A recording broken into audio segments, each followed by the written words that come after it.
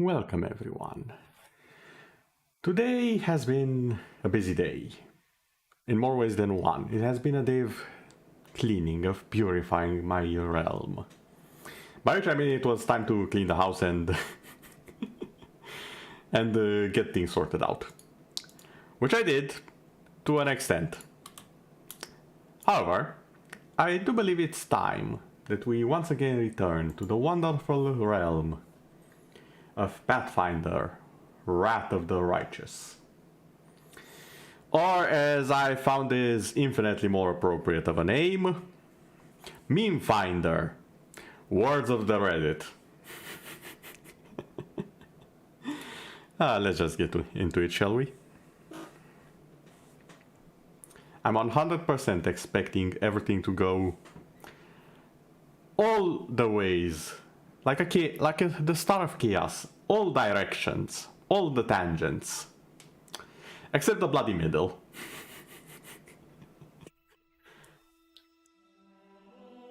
Also, I think I didn't let this play out the first time, so I'll just allow this to play out, the intro scene.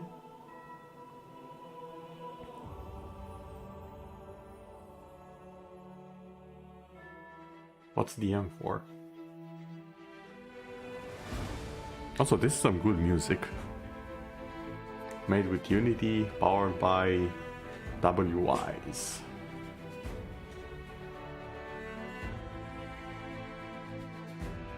There's some nice music, I'll give you that much.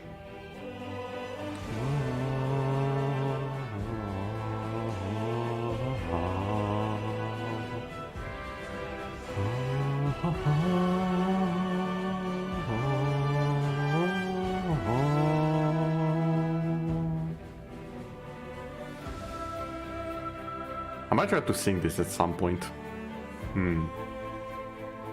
Might want to note that down. Give me a second here.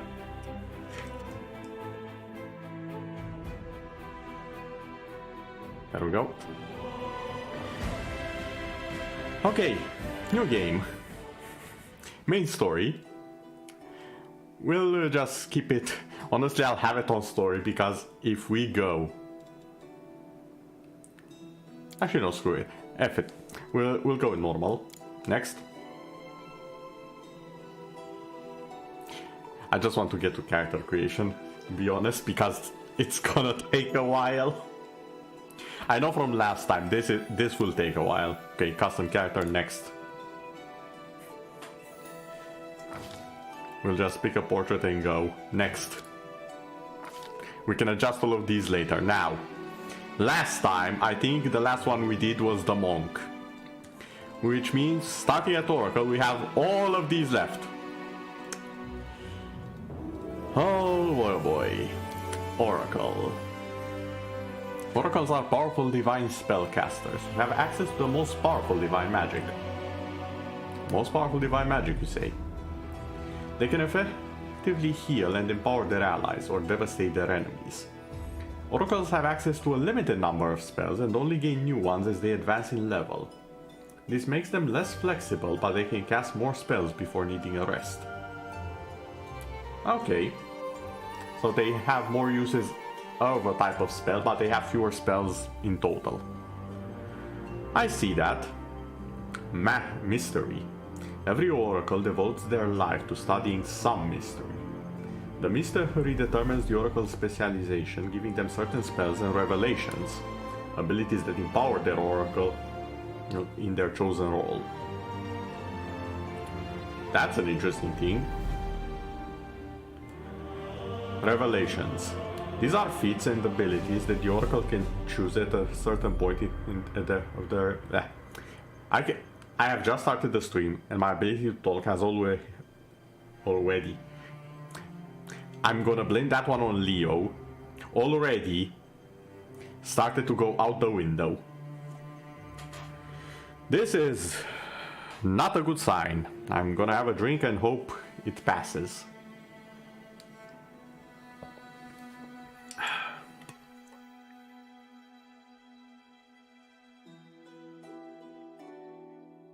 Okay then, they include both passive and active effects. For example, the Revelations of Life give the Oracle the ability to channel energy, healing, or damaging a group of targets. Curse. Every Oracle has a curse that gives them certain penalties and bonuses. Okay, when I hear curse, I don't think of bonuses or... Oh look, he has the curse of the damned. Praise be our savior. No, that's not what I think. When I think curse, I'm like, oh my god, this is horrible, please just end it. Curses aren't really... Like, I know that's a trope in animes where, oh, it's the curse mark of whatever. And you transform into a giant demon and annihilate everything. That can be good. I can see that. But I don't know, curses should be more negative. Mostly negative, in fact. Then again, I can see how immortality can be a curse, so... What do I know? I only narrated all of reality, after all. As the Oracle advances, their curse becomes less detrimental and more Ah! I see now how that works. Never mind. I think I understand this now. Oh, I can actually check the curses. Prerequisite for beneficial curse. Every Oracle is cursed, but the curse comes with a benefit as well as a hindrance. This choice is made at first level, and once made, it cannot be changed. The Oracle's curse cannot be removed or dispelled without the aid of a deity. So you can remove the curse. Okay. An Oracle's curse is based on her Oracle level, +1 for every 2 level. Demonic, Hellbound. Okay, I've already found the meme. Hold on. I need a good voice for this. I banish you. Hellbound you shall be, to walk the hells. A curse on thee, blackened. May your skin darken, and evil attracted to you. What else? Demonic. May the demons feast on your soul, heathen. And then, the last curse that I can see here. Bro, you're kinda lame.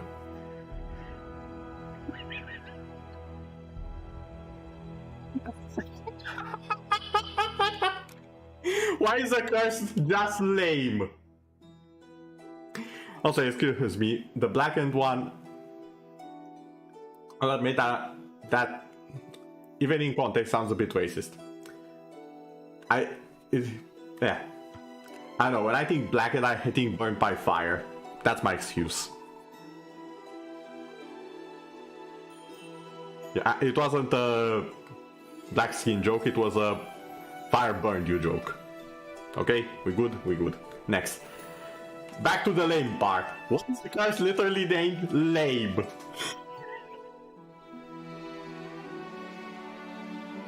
Oh dear god, okay. Mysteries. What mysteries do we have?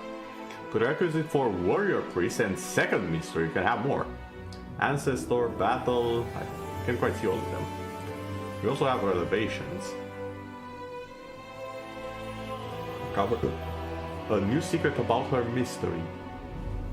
Burning magic, cinder dance, clobbering strike. Again, one of these is not like the other. Acid skin. That's a discovery you can make. Burning magic, definitely a discovery. Cinder dance.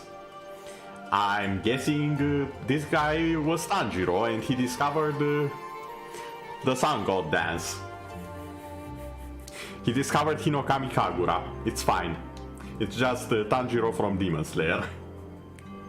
Apparently he was an oracle. That we have discovered Tanjiro from Demon Slayer's class. And then, out of all of these, there's also Combat Healer. And then, the absolute greatest discovery ever. The Clobbering Strike.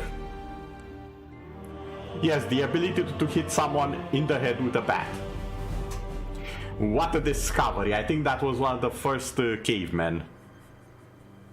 I didn't know the cavemen had oracles back then, but hey, what do I know? Oh, what the heck is this?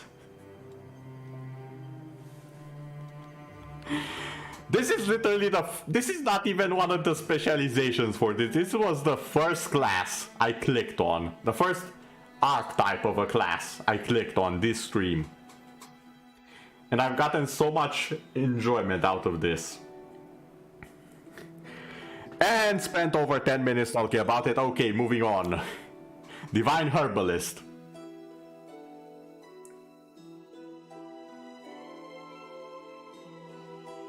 Okay, I need to explain this. I was literally complaining to Atsa and a few others on my Discord. I was complaining that after all of this, all of the reading that I did last time, I was unable to find a class that's just high on shrooms. If ever there was a adequate description of a class trying to make it sound honorable, but it's actually just a shroom dealer that's high as a kite, Divine Herbalist is probably it. Okay, I'm going to check it out a bit more in detail, and we'll see if I'm right. We'll see if we found a shroom person. Divine Herbalist practiced an obscure alchemical art which involves medical and restorative techniques that transcend ordinary alchemy, allowing them to blur the line between alchemical medicine and divine miracles. Which just tells me that the people you treat are high as a kite and they believe whatever you are doing. Okay. No, I need to tweet this. I'm sorry. Give me a second here. Hold on. This is too much. Give me a second. This.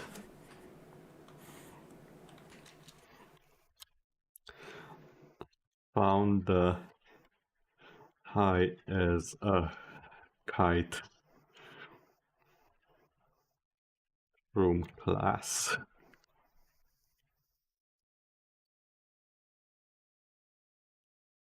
No context. That's all I'm typing. Give me a second. This is required.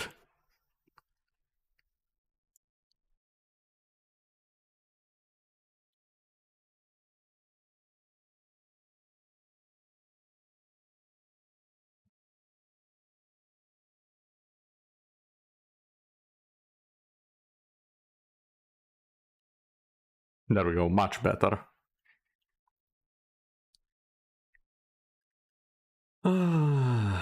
This game.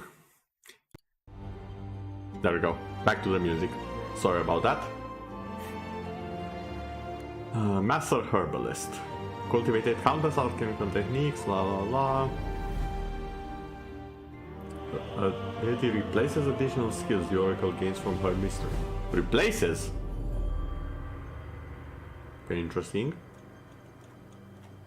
Killer's Way, Master's Healing Technique. Okay then. Enlightened Philosopher. The Enlightened Philosopher seeks truth through compassion, moderation, and humility. By following her philosophy's teachings, she aspires to reach enlightenment and become one with the universe. Okay, up until the last part, it was kind of okay. Then you jump ship like MMOs do. It went from kill 3 bandits to kill God. That's a tiny bit of a skip, don't you think? Unless you mean, unless when you say become one with the universe, you mean start pushing up daisies. In which case, never mind. That's the natural progression of things. You live, you help, you get help, you don't help, you don't get help, and eventually you end up in the dirt. That's actually very natural progression of pretty much all of life. Give me a sec. Need to verify something here.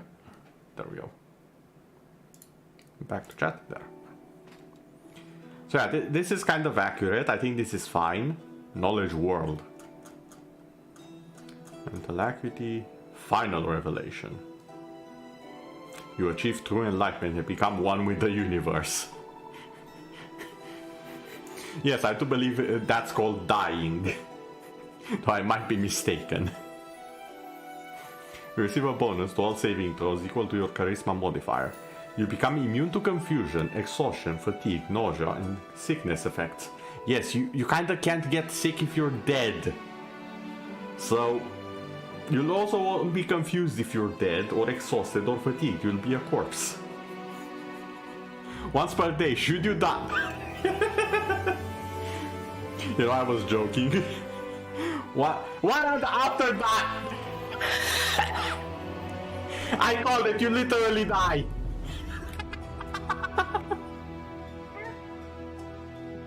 What even was that sound? I don't even know, and I do not care.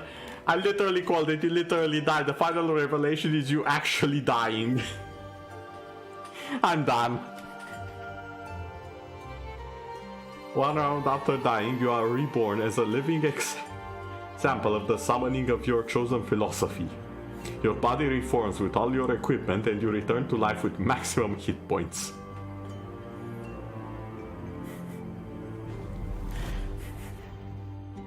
Okay, that's... This guy is literally Jesus, I just realized, because you have a revive. This is Jesus 2.0 because it doesn't take 3 days. Was it 7 days? I can't even remember. I think it was... Was it 3 days or 7 days? It's always one or the other. It's never 5 days. Or 8 days. No, it's 3 or 7. Occasionally 4, but that's usually in the bad scenario of things. Like the 4 horsemen. Yes, like the bad horsemen. Everyone will know what you're talking about, Atenashi, of course. Good job.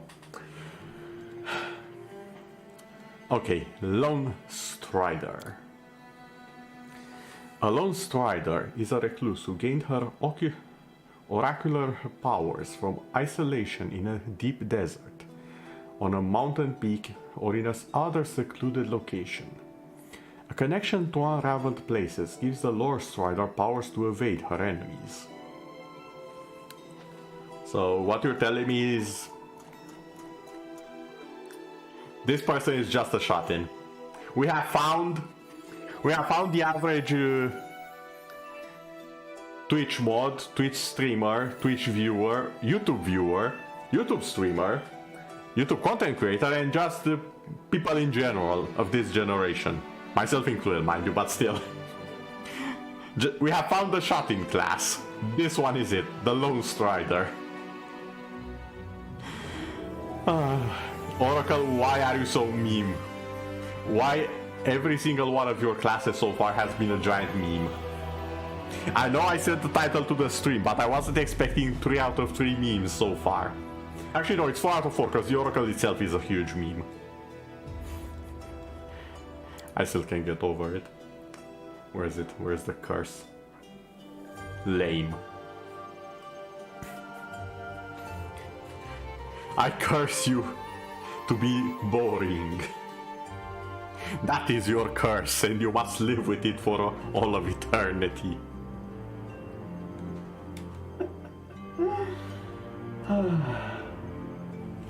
Is me just laughing maniacally and hysterically content? It better be, because otherwise I'm in trouble. Okay, Possessed Oracle. Two minds. Powerless Prophets. Hold on. Some oracles are possessed by spirits, demons, or similar beings. Instead of drawing her powers from deities, Possessed Oracles has these otherworldly forces work their magic to her. You know, I made the joke about someone being possessed last stream? This is, again, literally that, but slightly different. Powerless Prophecy. You are forewarned of danger, but can't act to prevent it. Oh.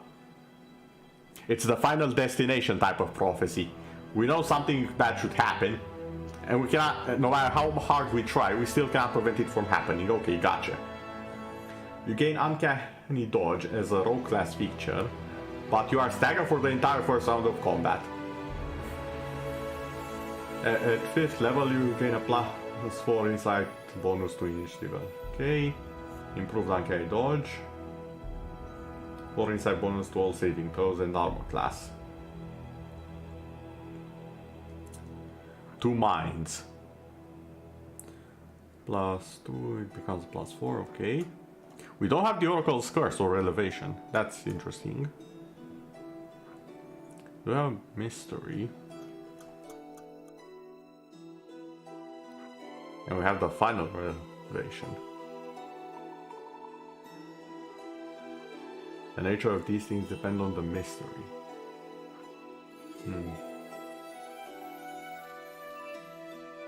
Honestly, the mysteries kind of intrigue me. Purifier. Oh, I need to be an Asimar for this, okay. There we go. We are now half angel thing. The Purifier seeks out signs of possession or mind control that manifest from the unwilling, and often unwitting, servants for fiendish corruptors and their mortal minions. A Purifier seeks liberation of mind, body, and spirit from the bondage of sin and the taint of the unholy. Remove spells, what? So we have your Sacred Scourge, what? Channel a holy power as a cleric of her level to harm evil outsiders. Celestial Armor. Armor waits half a... No, she is wearing it. We go. Sin Eater. Can consume a curse, enchantment, or emotion effect. Sin Eater, you say? And do this a number of times per day. Okay, this might be the most interesting skill I've read so far. Sin Eater. Emotion effect. Can I just go to someone who's depressed and just slurp it up? And be like, there you go, you are now happy. Go, be productive. Can I do that? I think this might be the second best skill if I can do that.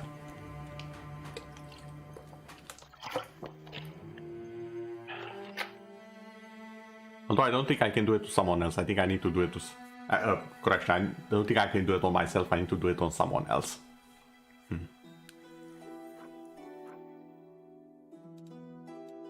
Okay then. Fair enough. Seeker. Oracles gain their magical powers through strange and mysterious ways, be they chosen by fate or blood. While most might be content with their strange powers, some oracles join the pathfinders, title drop, specifically to find out more about their mysteries and determine the genesis and history of their eldritch talents. These spellcasters are known as Seekers, after their obsession with researching ancient texts and obscure ruins for any clues they can find about their heritage and histories. Seeker's trap finding. Okay. A bonus feat. Okay, more magic stuff. Fair enough. Wind Whisperer. People often find themselves listening to the rustle of the wind, but only a handful of them hear whispering of the mighty nature element, and can use it as a source of power.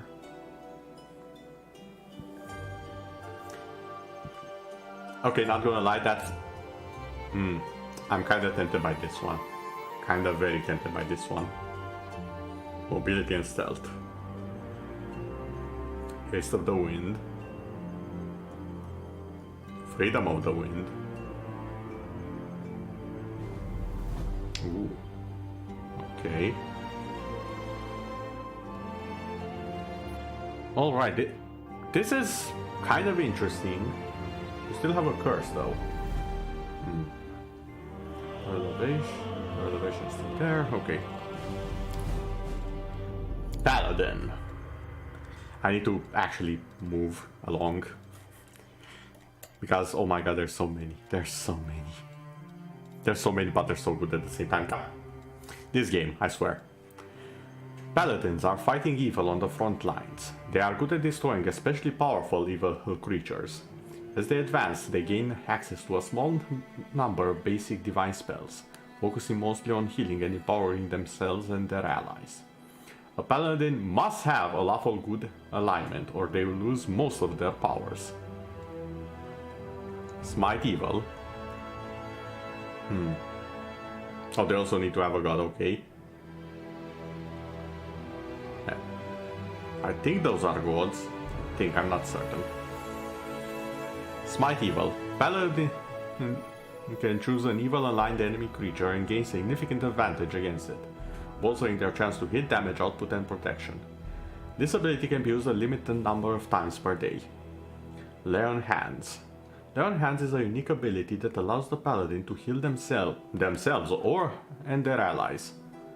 As the paladin advances, they will improve this ability, learning to remove various negative conditions with it. Okay, I knew they can heal their allies.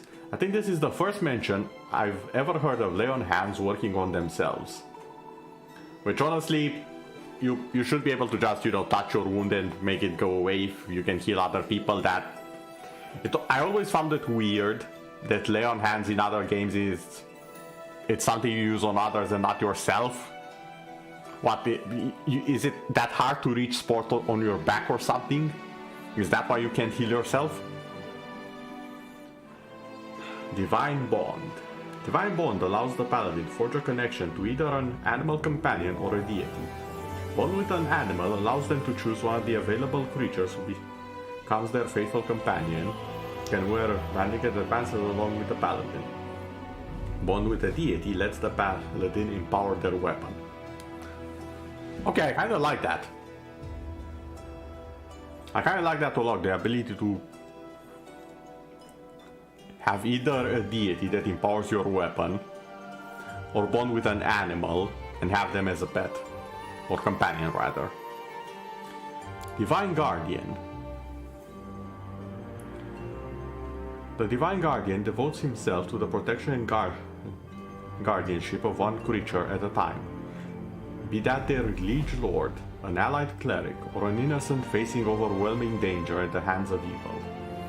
The Divine Guardian devotes himself to the concerns of the material world. Eschewing some divine studies, she does not gain access to divine spellcasting.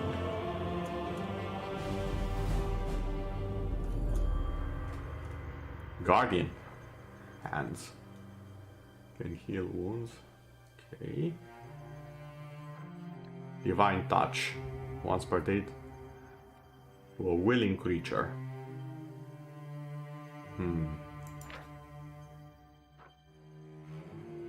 One for the creature. Courageous defense. And it removes aura of courage. Each ally gains saving throws. Can intercept attacks directed at the target of or divine touch as if you have the bodyguard and in harm's way feat. Okay, so this basically counts as two different traits. Pardon. But only for that ally. The Divine Guardian's Aura of Courage does not grant a bonus to allies within 10 feet. But still grants her immunity to fear effects, okay. So that's the negative. The Aura of Courage no longer grants the bonuses. A paladin is immune to fear, magical or otherwise. Damn that. People don't realize just how powerful of a emotion fear is.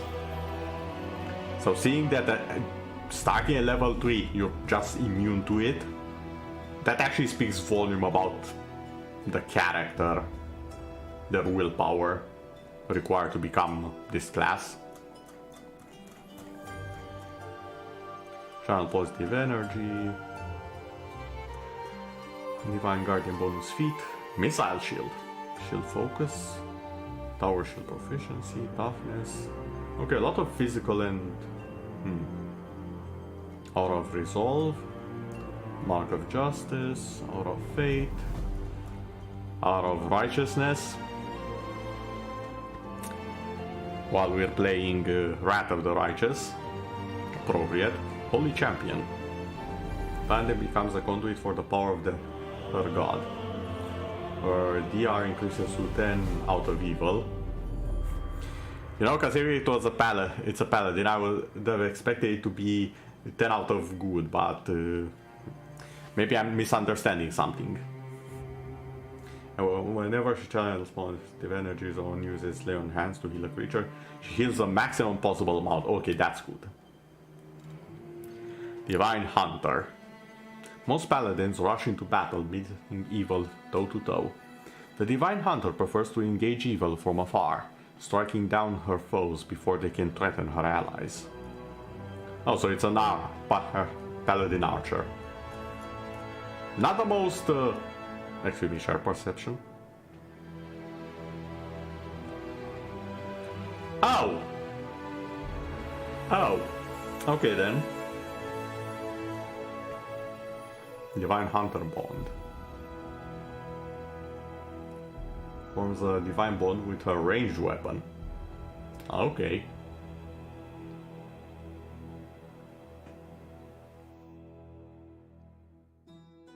Distant Mercy. Uses of her Ley on hands ability to use target within 5 feet. Oh.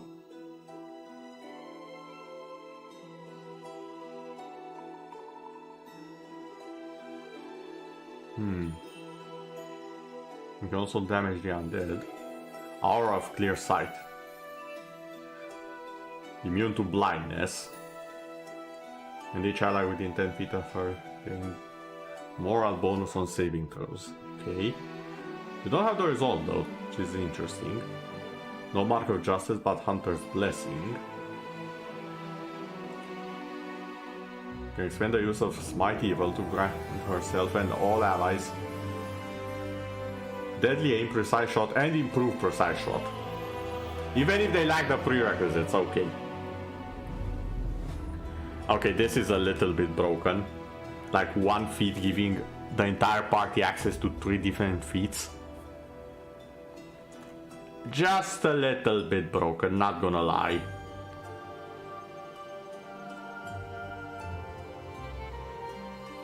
Here's attacking by an ally that is good aligned.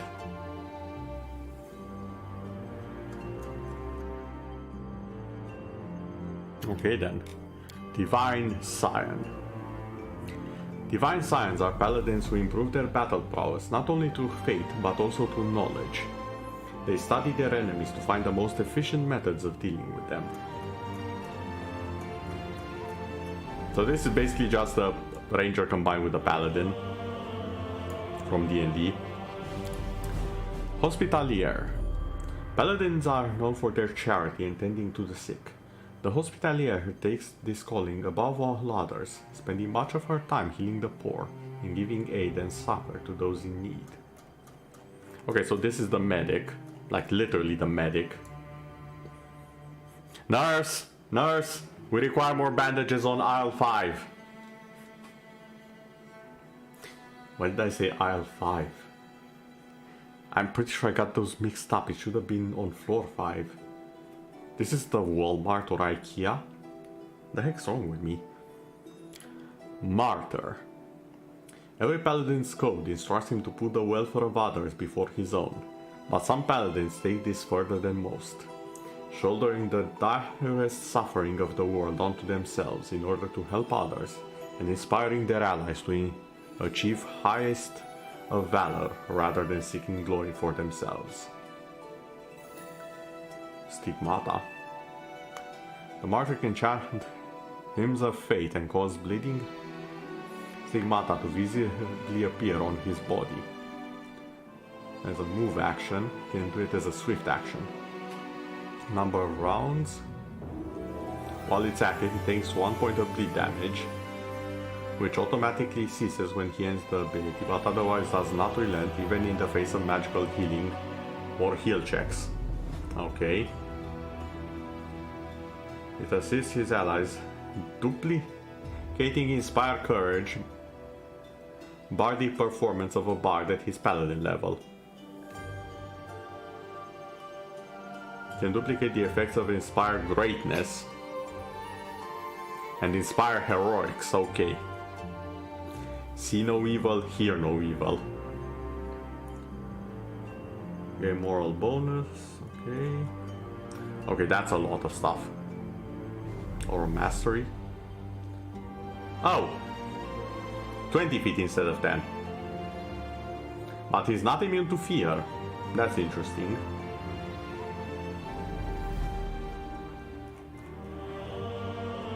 Body performance. Yeah, so this is a paladin bard of sorts. Stone Lord. A dwarf. A Stone Lord is a devoted sentinel of the dwarven enclaves, drawing power of the earth and using ancient stone to protect her people. Stone Strike. Can draw the power of living rock. Okay. Heartstone. Heartstone. Stone Lord's flesh becomes progressively rockier. Natural armor class. And out of adamantine when it is equal to half the paladin level. Natural armor bonus increases by 1 at 6 level. Level 4 to levels up to +5. Okay. If I remember correctly, but +5 in armor class is a big deal. Stone Blood. Vitals begin to calcify and blood transforms into liquid stone. 25% chance to ignore a critical hit or precision damage. Does not stack with fortification armor or similar effects. 75% and becomes immune to petrification and bleed. Dear God. That's quite a bit.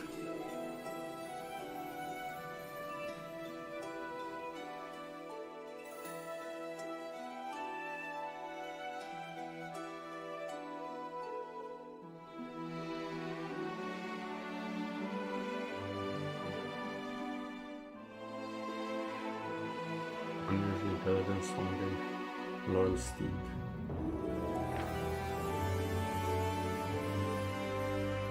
Means that's a celestial creature simple, right? Spell resistance. This mount is a heavy horse. Okay. Warrior of the Holy Light. Some paladins use their gifts to focus on the holy light that shines within their souls. With the gifts of purity and redemption, these paladins spend much of their lives helping others find the true path. Unleashing this power takes patience and comes at a steep price. Is this like the most basic paladin? Power of Fate. Yeah, this seems like the most paladin of the paladins.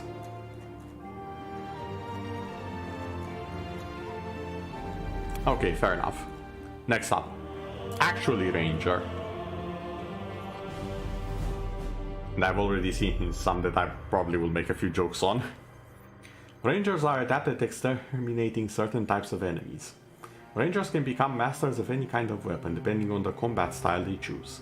Thanks to their unique abilities, Rangers are some of the best dual-wielding warriors. Favored enemy. Ranger chooses a type of enemies to gain a bonus to damage and chance to hit against. As they advance, they can choose new favored enemies and gain new advantages against the ones chosen before. Combat styles. This is a ranger's unique ability that determines their specialization. For example, rangers fighting with two one-handed weapons.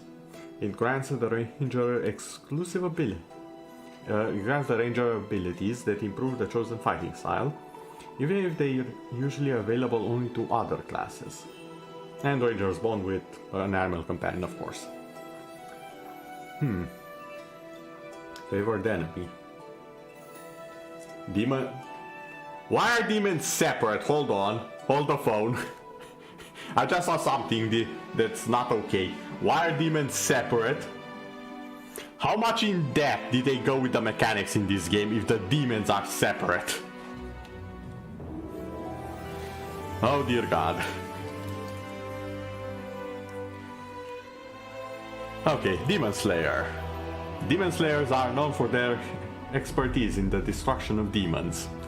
They are also known for having colored katanas apparently. and having some interesting breathing techniques, which somehow relate to having very flashy sword fights. No, they really don't, but you know, Demon Slayer anime joke.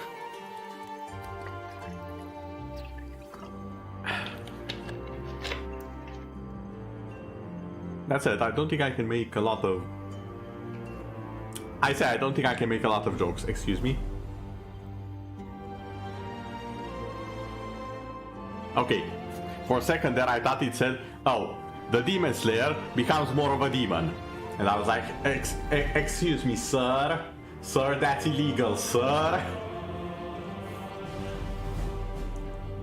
Okay, favored enemy. Demons of magic, demons of slaughter, demons of strength. All of them seem like demons to me. What are you on about? Favored terrain. Fiendish quarry, camouflage.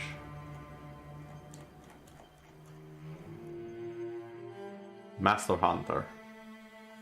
Master Hunter again is a standard action. Make a single attack against his favored enemy at his full attack power or full attack bonus. If it hits, the target takes damage normally and must take a fortitude save or die. I mean, to be fair, if you've studied something to the point of obsession, you should be able to know its weakness and hit it when it hurts. It would be amusing if one of these can actually be like a super endgame boss. You just run up to it and are like, pew! And it's dead. That would be hilarious if it happened. Although they do need to fail a fortitude save, and demons and bosses usually have quite a bit of fortitude. Espionage Expert.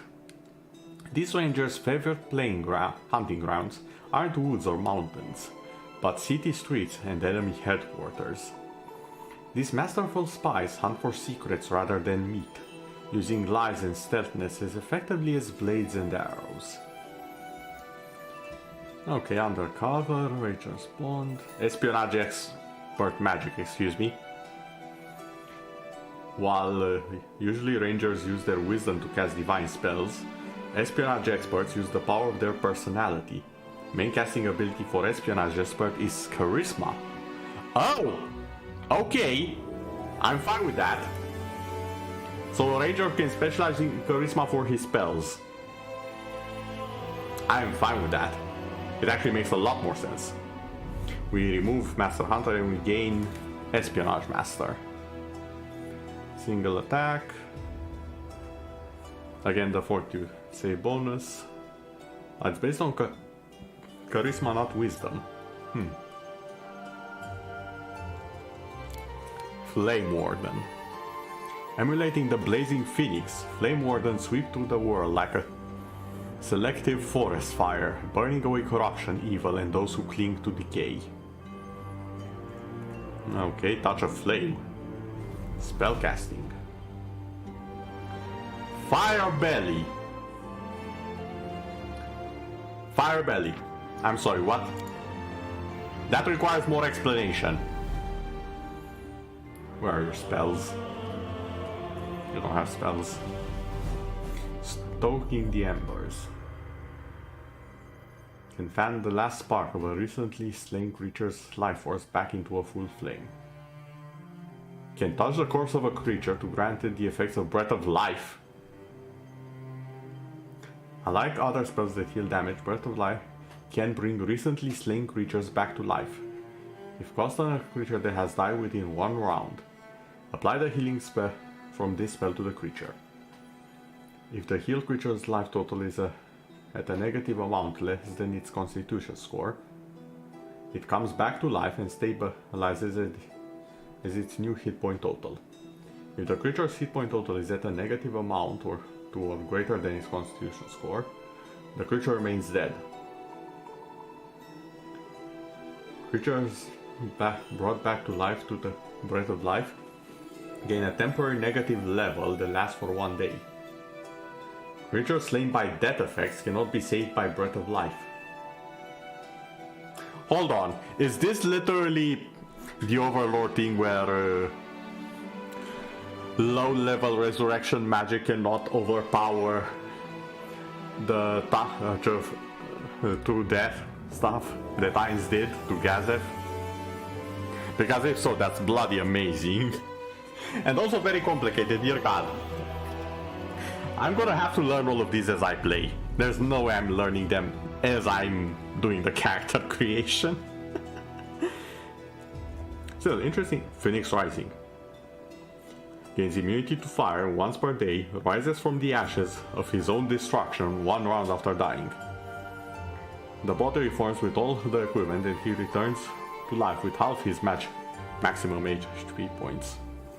Okay, so only half. It's not as good as what the Oracle had. Still pretty good, but... Freebooter. A freebooter is a natural leader. Oh, I'm sorry, I thought it was someone who gives out free boots. My mistake. Either that or the person who kicks you off the gangplank on a ship. It was one or the other. Apparently it's neither. I say that and I literally see pirate in the same line. My bad, it's probably the person who kicks you off the gangplank. A freebooter is a natural leader, a pirate who works well with a variety of people and in a variety of roles. Her specialized combat tactics help organize and direct a crew, and freebooters' talents are in high demand. Most freebooters work as independent agents. A freebooter signs on with a crew when she finds the urge to travel and often moves to a new ship when her contract ends. Freebooters Freebooter can indicate an enemy. Okay. Alright. Freebooter's bond with her crewmates. Okay.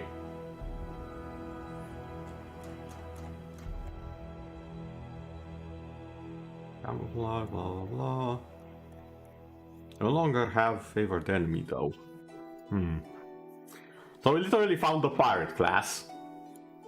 I was joking about booting the behind and going off the gangplank, but no, apparently it's literally a pirate class. Okay then. Nomad. For some rangers living in past planes, their horses are an irreplaceable part of their lives, and their bows a natural extension of their arms. Are these just Mongolians? Are these just the Mongolian archer? TM. Definitely not trade marketed. Yeah, I get the feeling this is just the Mongolian archer. Okay then, Stormwalker. Rangers who walk in the Tempest, unafraid to draw the power of the storm into themselves and become Stormwalkers. Again archery. Okay. Wind Treader. Can retain his weapon in lightning. He can grant a single weapon he holds the Shock special ability for 1 minute. The weapon counts as magic for the purpose of overcoming damage reduction. Number of times per day. At level 12, gains the Shocking Burst special ability. Flash Step. Are you a Soul Eater, sir? Excuse me, sir. Can move across the battlefield like a bolt of lightning. As a full round action, he can transform into lightning and move to any unoccupied square within 30 feet without provoking attacks of opportunity. He makes a single range attack against the closest opponent after his movement. This is literally a Soul Reaper skill from Bleach. Why do you have this? One with the Storm. Gains immunity to electricity, fair enough. Flash Shot. Uses flash and he can make 2 range attacks after his movement. Both of these attacks are made at his highest base attack bonus. Okay then. Ranger complete. Moving on to Rogue. Rogue's main role in the party is dealing a horrendous amount of damage. You know? Judging by the difficulty, I would I would say this needs to be pumped up a bit, considering if someone sees you, you're kind of dead. A horrendous amount of damage to enemies in melee combat. They don't have much health, but can be hard to hit thanks to their high agility. Rogues also possess a number of useful skills, from lying to picking locks and defusing traps. Sneak attack. Most characters gain advantage when they flank an enemy, attack an enemy who can't see them, or enjoy a similar fortunate position. But only rogues and slayers gain a tremendous amount of additional damage in such a situation. Yeah, I was about to say, don't slayers also have that? Rogue talents. As a rogue advances, they can choose unique special abilities in addition to regular feats, powering them in combat and making them more useful outside it. Debilitating injury. Whenever a rogue lands a sneak attack, they can also inflict a special wound that would impose a negative effect on the enemy. There are many kinds of negative effects available, and the rogue can choose which of them to inflict. Yeah, he can poke out your eyes, make you blind, cut your tendons so you don't move. I'm pretty sure there's a few others. I'm pretty sure they can also just gut you in the neck and be done with it. Eldritch Scoundrel. Statins. Yes, statins. Of course, Mr. Narrator, that's how the English language works. Please pay attention. Students of Arcane Magic. Ledger. I think I started right, got confused, and then completely stopped. Legerdermen and Stealth. Eldritch Scoundrels are a rare breed of adventurer, most commonly found seeking lost and valuable arcane writings in the ruins of fallen empires. Why does it have to be ruins of fallen empires? Can't you just go to, I don't know, the ruin of a merchant truck or something? No, it has to be the fallen empire. Can't you just, you know, go to a ancient farm? Maybe the Archmage retired. Like, come on. Why is it always the ruined empire? Unless, of course, you mean the entire region, in which case, yeah, that probably includes the farm as well. In which case, fair enough. Knife Master. The Knife Master is a trained killer who specializes in close-up combat and the weave and the wave of knife fighting. In her hands, daggers and other similar light blades become truly deadly instruments. Sneak Stab. Because the backstab isn't sneaky enough, you have to do it the sneaky beaky route. The Knife Master focuses her ability to deal sneak damage with daggers and similar weapons to such a degree that she can deal more sneak attack damage with those weapons at the expense of sneak attacks with other weapons. Okay, fair enough. Blade Sense. More Blade Sense. Additional Blade Sense. All of the Blade Sense. Okay, I think I get the general idea. Master of All. Half Elf. You know, we usually call these Jack of all trades, which is pretty much how was it again? Jack of all trades, master of none. This one's master of all, so some half-elves spend all their time gathering new knowledge and skills, becoming the masters of all. If you don't have every single skill in the game, I'm calling you a liar. Bardic knowledge. Skill focus. You already don't lose your sneak attack. And then you gain your sneak attack, never mind. Master of all. Skill focus feat. Advanced tactics.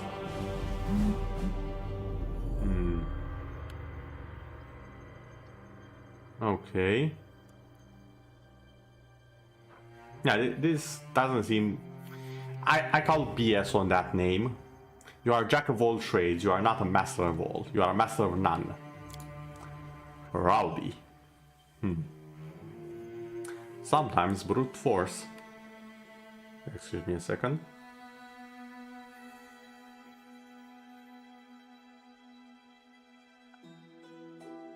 Okay, that's that. What is going on over here?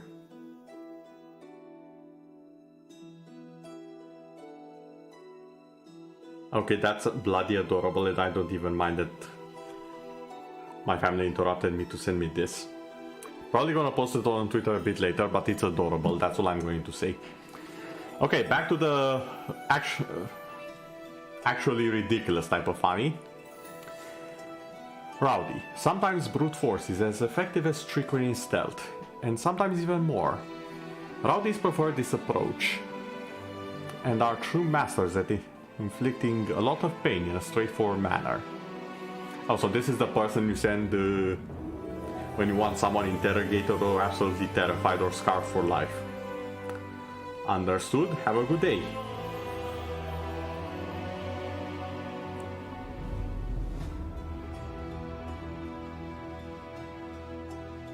Sylvan Trickster. Sylvan Tricksters are rogues who model themselves after the mischievous fae of legend. Did I say... No, I said it right. Sylvan Tricksters. Never mind. Though not spellcasters. Yeah, they are not spellcasters. Pretty sure if I select this, yeah, Divine Spellcaster, okay.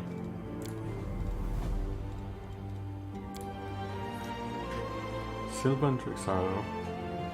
Though not spellcasters, Sylvan Tricksters learn minor magical abilities reminiscent of those favored by Fae creatures. The journey for many Sylvan Tricksters began in childhood, learning at an elder's knee of the stories of the Fae and secrets of how to resist their tricks. Sylvan Tricksters often live in areas where the boundary with the Fae world is thin, and few have ever been there, voluntarily or not. Fae tricks instead of rogue talents. Interesting. Can select a hex or measure hex in place of a rogue talent. You cannot select any hex more than once. Okay, resist nature's lore. Yeah, because they learned how to resist the Fae resistance. Damage reduction to cold iron.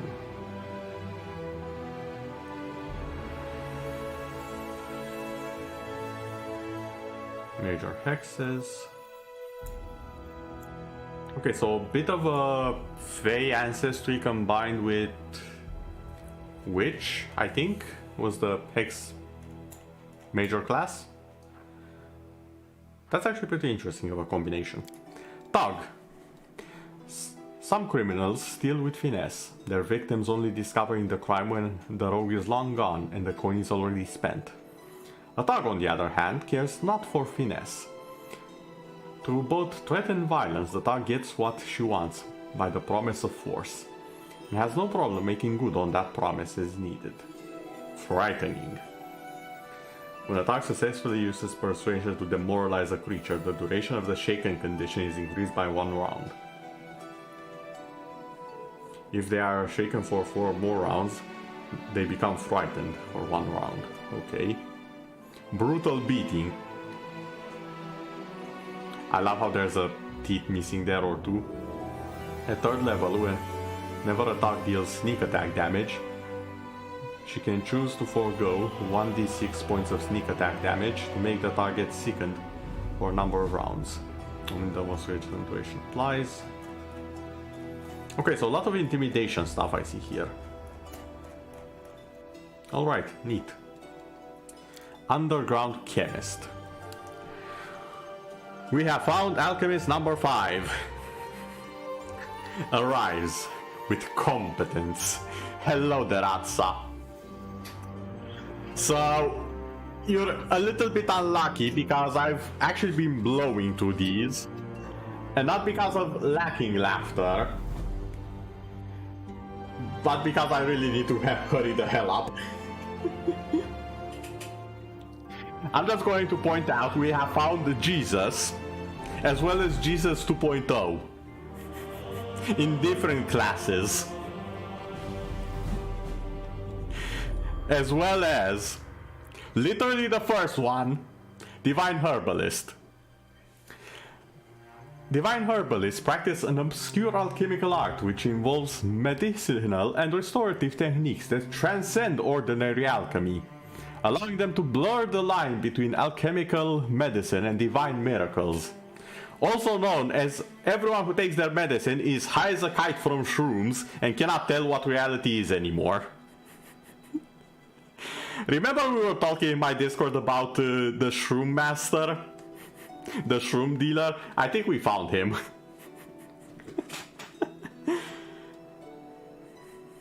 Among other things.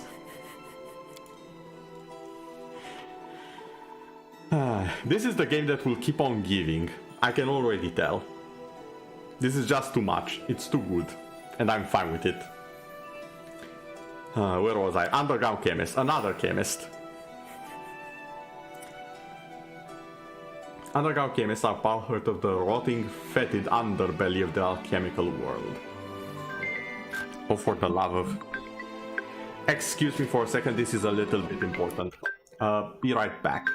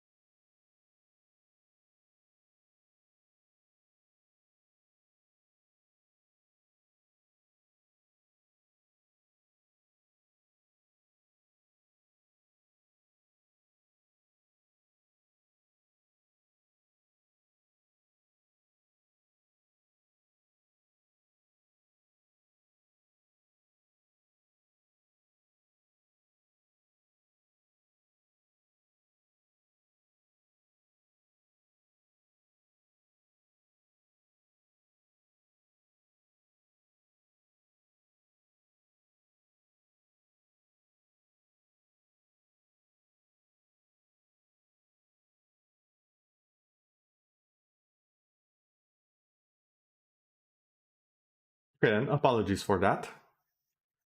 Back to our regularly scheduled laughter fit.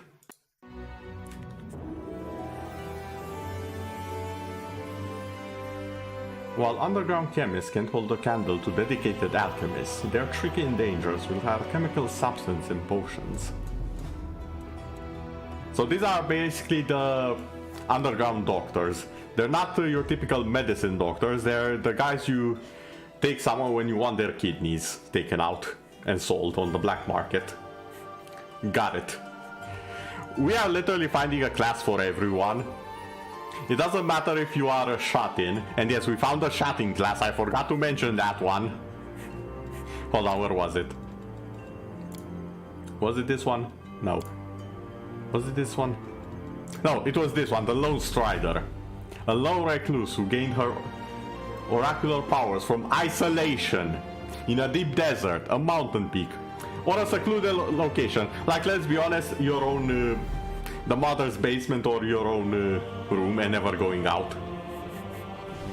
I'm pretty sure half of the VTubers, all of them have Lone Strider as a class. Like, they just have one sneaky level tucked in somewhere there, alongside content creator and something else. I'm willing to make that bet. In fact, that might be a different idea for a PNG top I might need later. Just distributing various levels to everyone based on their PNG. But everyone gets one level of Lone Strider at minimum.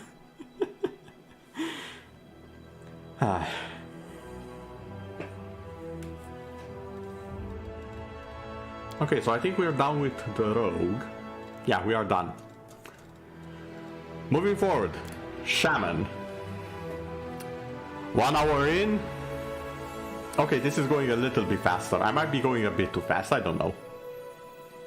I'm sure some of these might slow me down as I begin to hysterically laugh as I did at the start. Shamans are divine spellcasters who have access to the strongest spells of this type. Shaman have a great versatility in terms of customizing their build for the player's preferred style. Depending on their chosen specialization, a shaman can massacre enemies, support and heal allies, or control and weaken foes. I like how it's the only one that says outright massacre enemies. Not damage enemies, no. Massacre enemies. We're going full genocide in here with the shaman. Oh lord, they're leveling up. However, playing as a shaman is pretty difficult and not recommended for new players. Oh no, Buff, I'll play what I want. If you have one that interests me, I'll play it. Just to spite you developers. Not recommended for new players. Who do you think I am? Hexes are special abilities available to witches and shamans. Oh, witches and shamans. They are very versatile and can help you finely tune the character for their chosen role in the party. Some of the hexes duplicate the most powerful abilities of other classes. Oh, I see. Huh.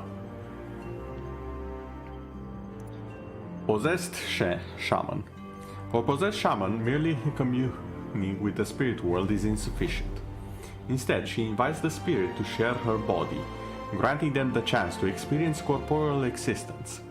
In return, they grant her their skills and protect her from otherworldly influences. Shared skill. Selects 2 skills. Treat these skills as if she had a number of ranks in them equal to her shaman level, and uses her wisdom modifier instead of the modifier the skills normally use. These ranks do not stack with other skill ranks. Okay. Spirit. Spirits of the world. A lasting bond with a single spirit. Oh, we actually have the spirit. Battle, bones, flame. Spirit animal. I will never not laugh at the fact that both centipede, chicken and duck are on this list. Alongside cat and dog.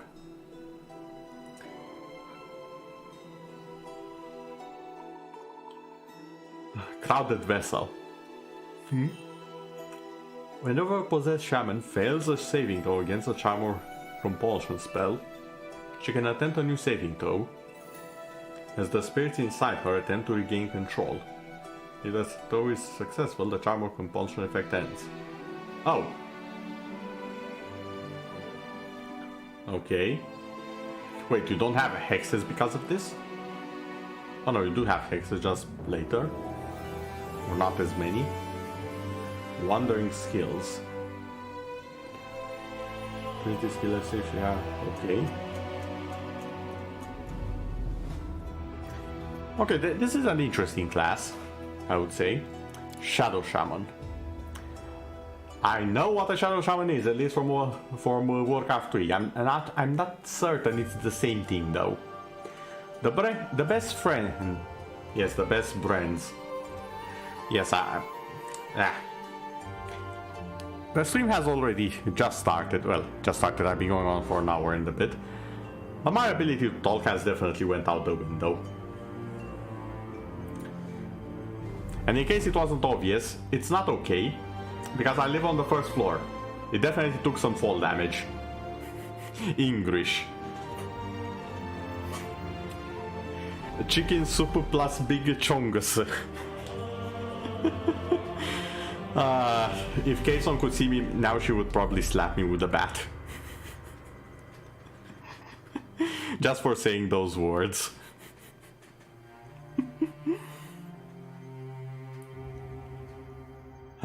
The best friends of some shamans are shadows, which they use to conceal their actions and find the best opportunities to attack their foes. Okay, it's not that different from the other one. You do have sneak attack. Why do you have sneak attack? I thought that was a rogue and slayer thing. Why do you have sneak attack? The literal definition of sneak attack when I clicked on rogue was that only Rangers and Slayers have this. You're a Shaman, and a Shadow Shaman. I don't see Slayer or Ranger in your job description. Literally, this is the job description and I do not see it. Game, why are you lying? I thought we had something special. Okay. Enough drama, let's see the next one. Spirit Hunter. Most shamans seek spirits to learn from them. Spirit Hunters pursue them to eliminate. Some of these loners are on a quest to rid the world of evil spirits and relentless ghosts. Others fight spirits to gain more power. And some join the wars spirits wage among themselves.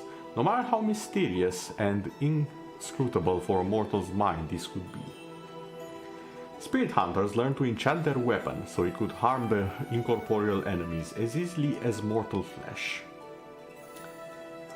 Object Bond.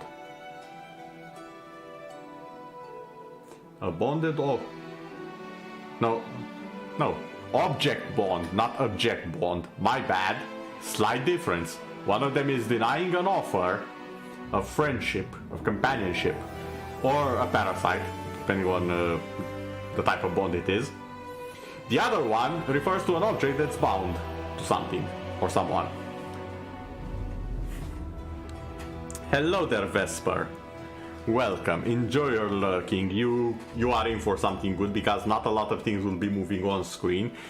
Everything will probably be read by me, and I will also probably die laughing.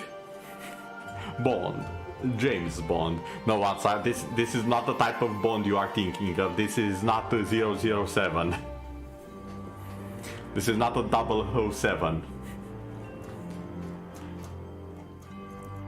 But yeah, you have the Spirit Enchantment, which is kind of neat. So you're a hunter of your own kind. Well, not your own kind. You're basically a hunter that hunts his pets. Which, now that I've said it out loud, yes, hunters do hunt animals, which sometimes are their pets, so it's not that unusual. Moving on, Spirit Warden. Not all spirits deserve reverence and respect. Some are twisted and despicable. It's a Spirit Warden's duty to end these spirits' existence.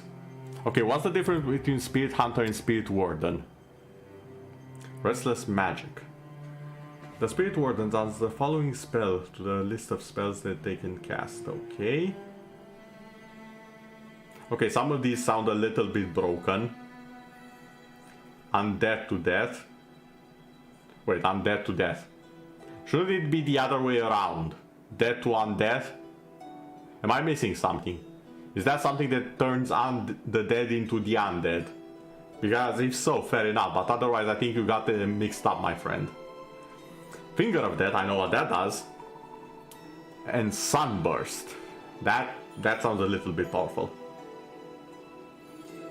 Unnatural Mien. The Spirit Warden's dealings with the spirit world give her an unsettling demeanor. Bonus on Intimidate, okay. Rebuke Spirits. Gains the ability to channel positive energy. Regardless of alignment, she can only use this ability to harm undead creatures. Okay.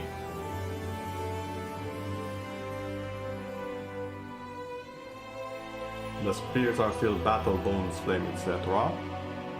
Spirit Animals. We still have... I swear, every time I'll hover over the spirit animal, I'll just be like, yes, the great spirit animals. Cat, centipede, chicken, dog, and duck. Because of course, duck and chicken definitely belong with the others. And centipede also, because it's a literal insect. Actually no, in the defense of the centipede, of all things, centipedes are predators. I can see a centipede being a spirit animal of someone.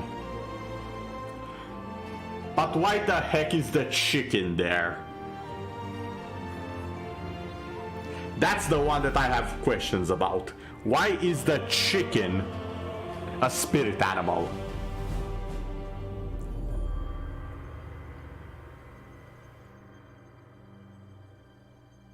Like, I'm trying to figure out what possessed people, quite literally in this case, to have these animals as spirit animals. Like, I can see the cat. You want to be worshipped, you want to be taken care of, for people to do your bidding. I can see the cat. I can see the centipede. It's quite vicious, it's quite tricky, it has poison and whatnot. Okay, fine. Guess you need to behave like a chicken. I was about to get to that. Chicken! What do? You run away. Okay, great, fantastic. Everyone wants to pick that spirit animal, I'm sure of it. Dog, you're loyal. You can defend people. You stay by your friends, okay. I can understand that. The duck. What the hell would you pick the duck as your spirit animal? What bonus can a duck provide other than looking cute? You know, now that I've said that out loud, and knowing the internet, I'm pretty sure 90% of the internet will probably pick the duck or the cat. Quack quack, yeah. Now that I've said it out loud, I'm pretty sure 90% of the internet will either pick the cat or the duck. The chicken still remains questionable.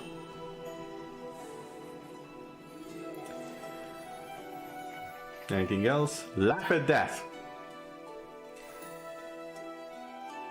The Spirit Warden's familiarity with the dead has filled her with contempt for death itself. Saving throw against death effects, okay. A lot of hexes, dear god. Like a lot of hexes. Unsworn Shaman. An unsworn shaman never binds himself to one specific spirit, always making new deals as she deems necessary for the circumstances that she finds herself in. While this weakens the powers that she can access from any one spirit, it gives her access to a broader overall range of abilities. Minor Spirit. Hold on. Also forms a temporary bond with a minor spirit each day, to a shaman or witch hex of her choosing, but not a major or grand hex. Okay. She continues to have access to it. She can instead select a 6 from one of her wandering spirits selected for that day. She can make temporary bonds with 2 minor spirits at 4th level, and 1 additional minor spirit and hex every 4 levels thereafter. Alright then. Be right back? Okay then, Atsa. I'll just be taking my time a little bit. Oh, it's basically the same, okay. So instead of having 1 powerful spirit, then let's instead of being literally Shaman King or one of the candidates, you're Orihime from Bleach with like 6 pixies that are kinda useless on their own. Got it. I understand now. Next class. Woodland Shaman. Half Orc. You know, when you say a class specific to the Half Orc, the one I expect is not a Woodland Shaman, I'll be honest.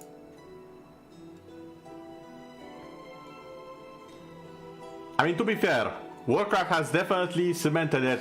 Yeah, the orcs are very shamanistic in nature. They have a lot of shamans. Hell, Troll was a shaman. Not many people know that or remember it.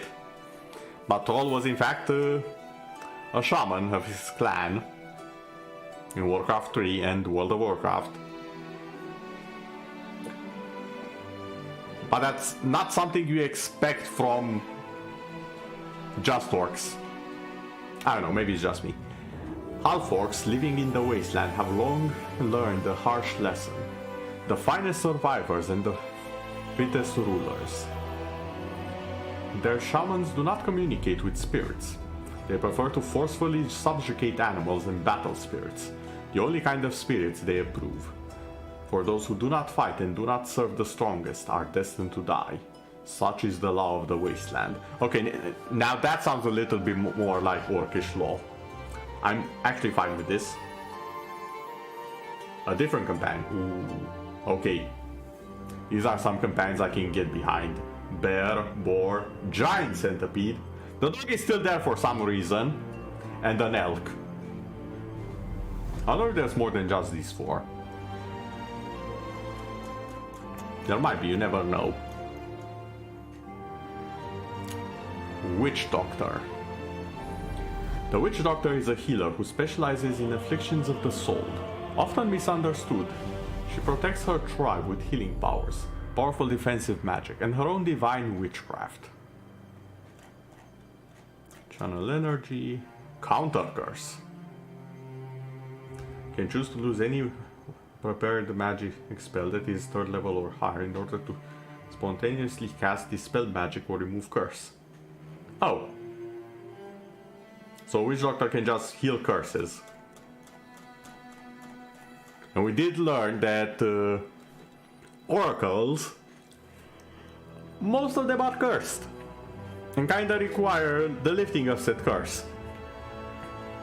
Well, most of the time at least. Interesting. Skald. Skald is a combination of furious fighter and an empowering ally. They usually fight in melee and can employ a limited number of spells, can heal and empower their party members. Their songs inspire battle rage in their teammates, making those who fight with weapons stronger. Inspired Rage. This ability has a large area of effect. It empowers damage and chance to hit of those of the Skald's allies who fight with weapons, but take away their ability to cast spells. Wait. Hold the phone. I did not agree to this. This song can also grant them rage powers. As the Skald advances, they learn new songs with various effects. A Skald can choose a number of passive and activated powers that empower some of their abilities while weakening the others. Okay. Let me work while the Skald is raging. So, someone correct me on this, but if my memory still functions, because my ability to speak proper English definitely doesn't anymore, Skalds were warrior poets of sorts, fighting bards in the northern realms. Okay, Battle Scion. Courtly presence. The Battle Scion possesses a unique mixture of courtly grace alongside martial arts and magical prowess. She is a warrior poet, yeah, exactly what I said. As skilled with her words as she is with blades. Battle Scions sometimes rule as queens over courts of brave knights who scour the world championing bold quests. Alright then, definitely don't have a superiority complex or anything. Courtly presence. Okay, bonus to persuasion checks to intimidate.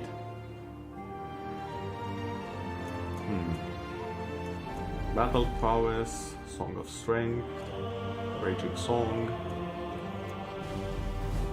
Dirge of Doom, Song of the Fallen. Okay, I think I got a general idea of what these things are. Back to life. Our life was staggered.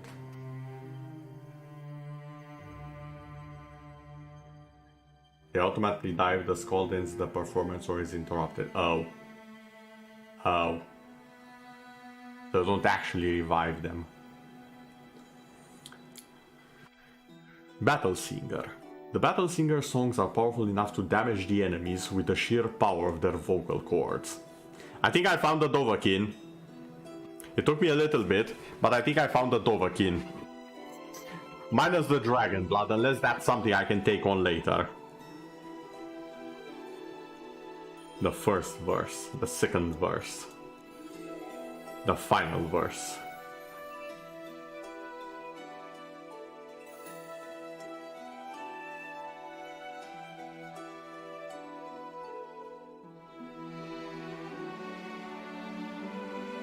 Okay, so you can basically empower it if you do it in succession. Court Poet. Many courts are places of artistic refinement, attracting those performers who wish to revel in an artistic art scene. Aristocratic art scene, pardon. Such artists may aim to become a darling of the court, focusing on the aesthetic requirements of a particular tradition, as well as learning details about that court's history and culture. Court poets elevate the Skald's love of history and poetry to an aristocratic ideal, captivating courts with complicated poetic traditions and inspiring others with their craft. Some court poets go on to create their own works, weaving their magic and force of personality into their unique performance. Insightful contemplation. Okay. Handling the crowd. Song of inspiration. Insightful spell. What's the Dirge of Doom? Causing them to become shaken. Okay. This cannot cause a creature to become frightened or panicked even if the targets are already shaken from another effect. Okay.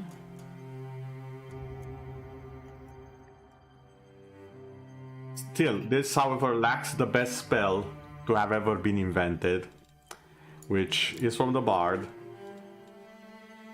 Where are you? Was it here? Ah, yes. This.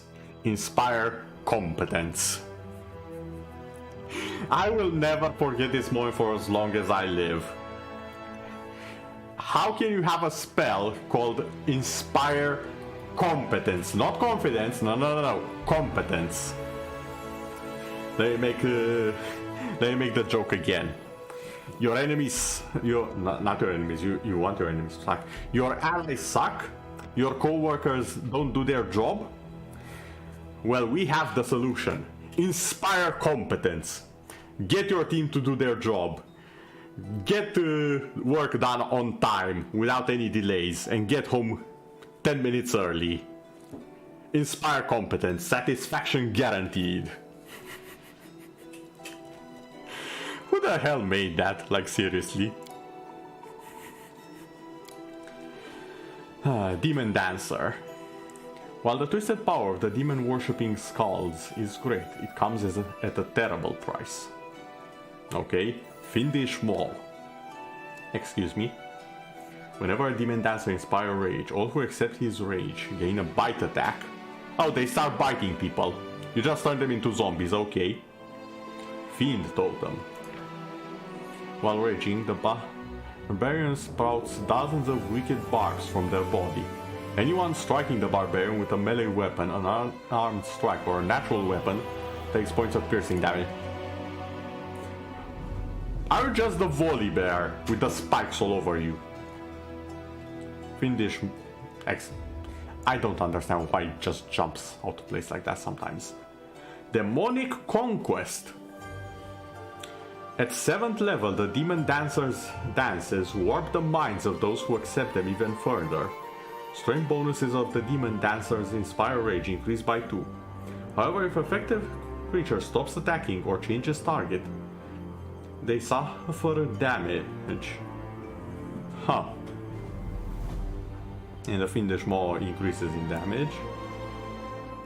Raging Song. Fiend Totem Greater. In the Bard's turn, it doesn't. Cuts.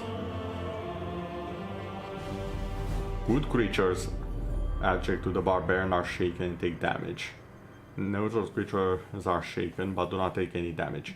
Evil creatures are unaffected. Okay. Anything else? No, just upgrades to the bite attack. Yeah, so you can turn everyone into zombies. Neat. Herald of the Horn. Even the loudest voice can oftentimes be drowned out by the din of battle. Whether with the polished metal trumpet of the standing army, or the crude curved animal horn of savage raiders, a Herald of the Horn sounds his raging song with thunderous blasts, which can bolster allies or shatter castle walls. I mean, at that point, do you even need anything else? Bonded object can be restored once per day to... Okay. Like, if you can literally sing away castle walls, do we really need an army to take the castle at that point? Horn Call. At 7th level, a Herald's Horn enhances his sonic spells. If a skull spell with the sonic descriptor is cast using the horn, its DC increases by 1. An additional 1, okay. Crumbling Blast. Herald of the Horn can use his horn to create a devastating shockwave of energy. Once per day, he can sound a note on the horn that functions like a horn of blasting. Okay. Unlike the actual horn of blasting, this ability does not carry the risk of destroying the horn. Oh. Okay. So I'm assuming there's an item called the Horn of Blasting that can sometimes be destroyed when you use it. Hunt Collar. Back with tea. No, you're not Echo. Or Tommy for that matter. It's starting to rain. Oh no. I hope everything will be fine. Hunt Callers are skulls whose songs draw their allies into the animal world. They can invoke the inner beasts of those who observe the supernatural performances. A talent that causes many to mistake the Hunt Caller and her allies for lycanthropes or other shape-changing creatures. Okay. Inspire Scent. I'm sorry, what? The Hunt Caller gains the Scent Rage power. Her Song of the Senses and Inspire Raging songs both grant affected allies this rage power. Scent. Can use the ability to locate unseen foes. Oh. Okay. Call of the Wild. Beast Shape 1.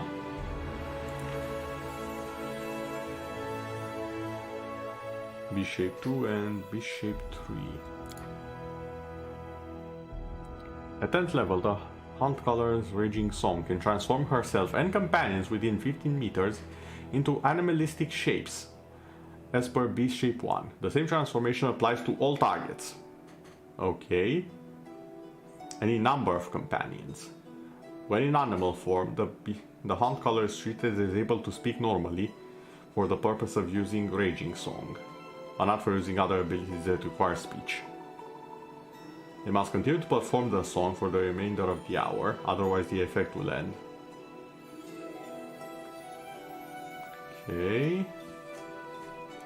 So we can basically transform the entire party into animals. Yeah, I don't know how to tell you, but that sounds pretty awesome. Hey, we're at Slayers now. We can actually start seeing the advanced classes. It hasn't been almost 2 hours since I started, this is fine. Slayers can fight both in melee and range combat. Their main role is dealing large amounts of damage to enemies. However, their defense is rather weak. Why are all the classes that are having the description, their defense is rather weak, the easy ones to play? By this difficulties thingamajig. That doesn't sound right. It should be the other way around. The squishy ones should be the ones who go squish easiest. That's usually how you decide if a class is hard or difficult to play. If you go squish when someone touches you.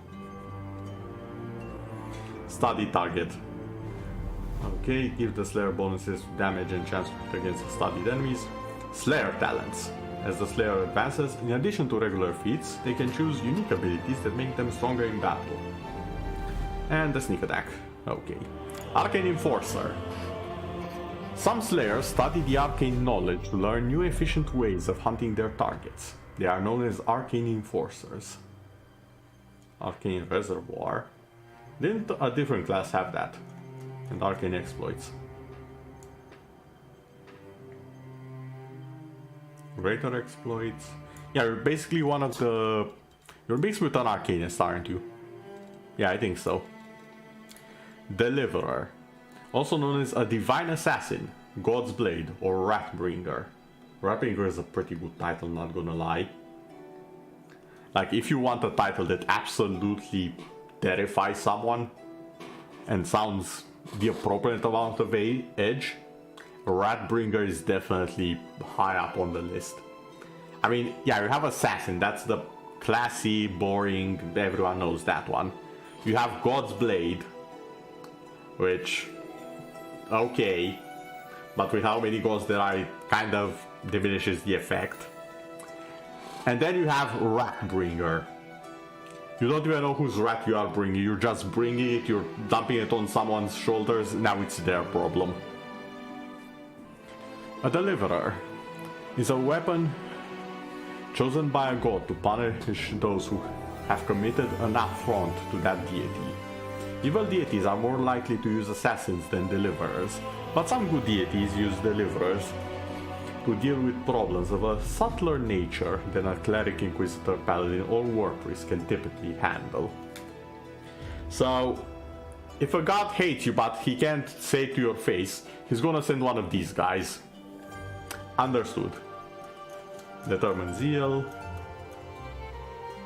Divine Anathema. The strike target's anthem is at least 2 steps away from that of the Deliverer. Till additional points of damage. Huh. Okay. Executioner. These professional killers are trained and used almost exclusively by crime families. Well, I think we found the Goro Majima from Yakuza in that case. All he needs is to handle a bar, a cabaret, and we are good. Streetwise and ruthless, they operate independently, often making their talents available to the highest bidder. Though a few unscrupulous executioners exploit this arrangement and force families to pay higher rates for their services, most of these assassins follow a strict personal code and maintain absolute transparency with their employees. You know, we live in a dark age when the bloody killers have a better work ethic. When a contract killer has a better work ethic than a game company, you know something's wrong in the world. You know something is absolutely messed up in the world when a game company has a worse work ethic and transparency code of conduct, so to say, than a literal contract killer. My god. Okay. Imitator. Oh, human. The human race is renowned for its quick learning curve and love of taking the best from others. Oof. I think someone's calling out you humans. Not gonna lie, I think someone's calling you out. Imitators are geniuses with the ability to memorize and copy fighting styles. Oh, we have found Taskmaster. I repeat, we have found the Taskmaster class. While others spend their lives perfectioning one technique, imitators are already using a few successfully. In combat, they instantly adapt to the flow of battle, choosing the most appropriate martial style and often improvise, confusing their enemies. Yeah, this is literally Taskmaster. Slayer talents and all the other stuff.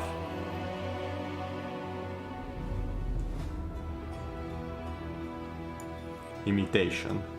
An imitator can imitate the martial class style, which allows him to take fighter, barbarian, rogue or monk stance for 1 minute, a number of times equal to the intelligence modifier.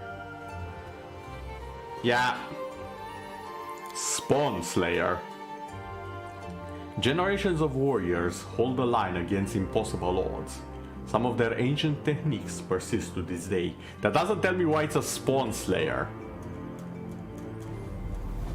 Studied Spawn, large. Spawn Slayer specializing is in fighting against larger single targets. Okay. If the target is large or larger, the bonus is increased by an additional one. If the target is huge or larger, the bonus is increased by an additional 2. If the target is gargantuan or larger, dear god, how big are the enemies gonna get? If the target is colossal in size, I'm expecting to just find Atlas at some point and be like, Oh yeah. Finally something that's a Colossus. This is a boss fight. I'm expecting that to happen at this point. Either that or my true form is the final boss and no one told me. I'm expecting one of those two as a scenario in this game now. Gain leverage, thought it spawned huge. Hey, Kami, welcome. How are you? Actually, wait, Kami, didn't you play this at some point? I think you might have played this game. Yeah, so it spawned Colossal. Am I remembering it wrong? You have? Okay, so my memory isn't that bad yet. I'm currently reading through all of the classes. It's been an hour and a half, and I'm barely... Yeah, yes, it did bug out for you, now I remember. Yeah, I don't plan on letting that happen. I'm gonna save a lot with this. Like, I'm gonna have saves on saves.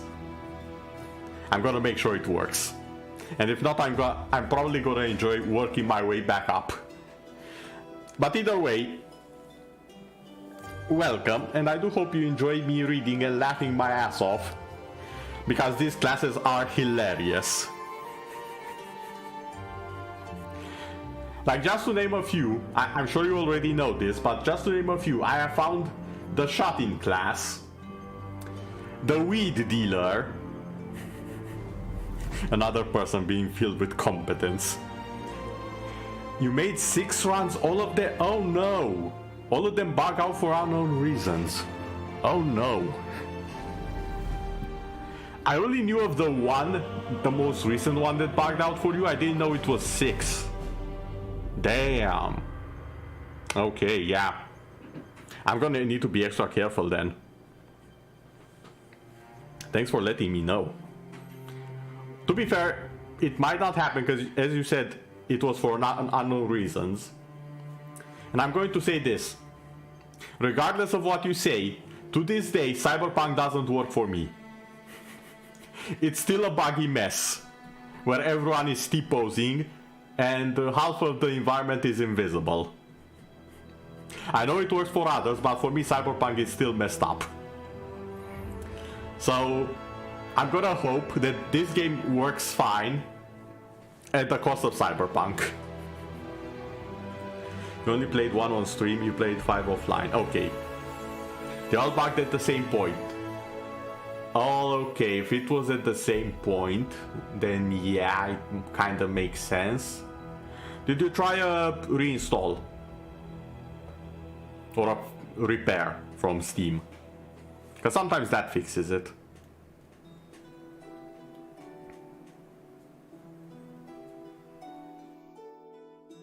Yeah, you did. Expected as much, but it's in my nature as a IT engineer to verify it and always be like, did you try turning it on and off? I kind of expected it, yeah. Sad. Let's hope it doesn't happen here and you can finally see what happens after that point. Assuming I get past character creation in the first place. Okay, Stygian Slayer. It always had issue moving from chapter 1 to chapter 2. Okay, that should be pretty early. So if I have the issue, I'll notice it and I'll do my best to find a way to fix it. If not, at least it's not an issue and it works. Either way is a win, I guess. Stygian Slayer. The Stygian Slayer crawls out of the darkest shadows to strike fear into the hearts of civilized folk. He's a merciless killer who can control a sliver of magic, allowing him to arrive unseen, commit murder, and depart without detection. Oh no, not the character customization. Character gen is hard in Pathfinder, so many good options. I know! Like, this is the second stream, and I'm not done with the classes in the second stream, Kami. This is how crazy this has been. I've been busy laughing my ass off, reading the options and making various analogies with some of them. So many good options, so many hilarious options. I mean, let's be honest, one of them is... yeah, 6 runs. One of them is literally a Pokemon Master. Like, among the first, let me just find it a second. Alchemist. This one is just a Pokemon Master before they had Pokeballs. Instead of Pokemon Master, he's a Bottle Master. Yeah, and finding resemblances.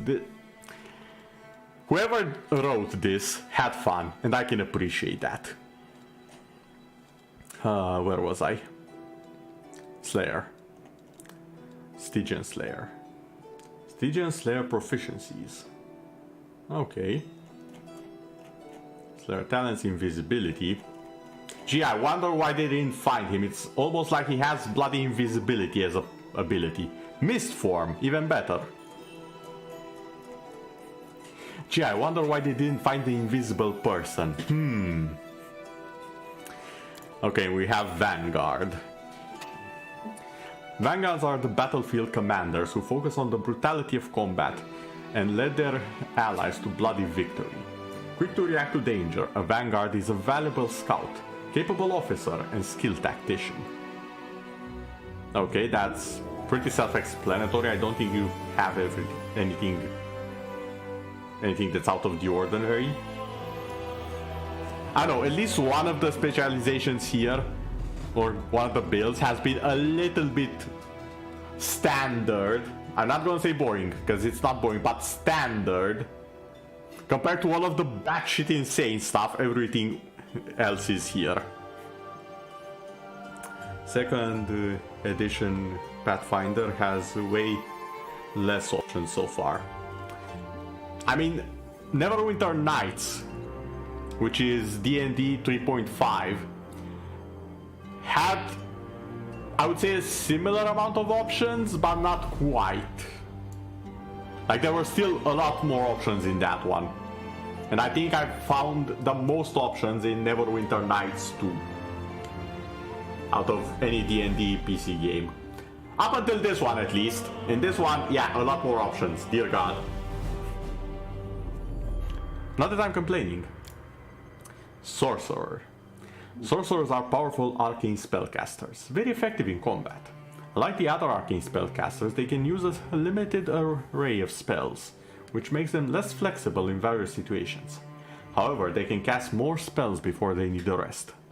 Bloodline, and I see the image of a dragon. I might pick this one. Every sorcerer descends from a creature that possesses innate magic, such as dragons, fae, and devils. Pathfinder 1st edition does a lot of half classes. So Slayer, for instance, are rogue warrior hybrids. I kinda got that impression just from reading their skills, but I wasn't certain. The Bloodline grants a sorcerer a number of available spells, unique feats, and abilities, and helps them power their chosen specialization. Cross-blooded. A cross-blooded bloodline combines the power of two distinct heritages. In most cases, sorcerers with this bloodline are offsprings of two sorcerers from different ancestries, but occasionally a cross-blooded sorcerer arises from the conjugation of other powers. A draconic sorcerer who is also the culmination of a great destiny, an abyssal sorcerer from a family that has dealt with devils, an arcane sorcerer raised from birth by fae, are all possible sources for cross-blooded bloodlines. So they have two bloodlines, and I did do spellbook. Okay. Bloodline feat selection. One bonus feat.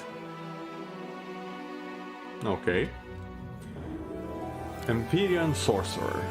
Your heavenly powers derives from insight rather than force of personality. Empyrean Bloodline. Okay, so basically divine or angelic stuff. Fair enough. Cantrips. Don't have a normal bloodline, but we get that one. Okay. Nine-tailed Air. Kitsune race. Oh, I'm just Fox now. Excellent. I was wondering, how do you get a non-tail there? Of course with a fox. Stories often tell of kitsune with multiple tails, but not many realize that fewer than one kitsune in every 1,000 has this potential. And those that do usually have a magical quirk in their blood or have been blessed by their race's specific matron.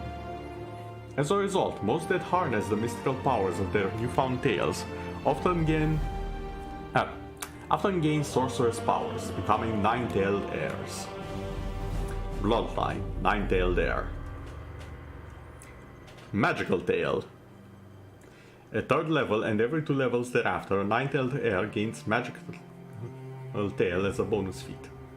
If the nine-tailed heir already has 9 tails, each additional time the feat is taken, they gain an additional daily use of the lowest level magical tail ability not already affected by this.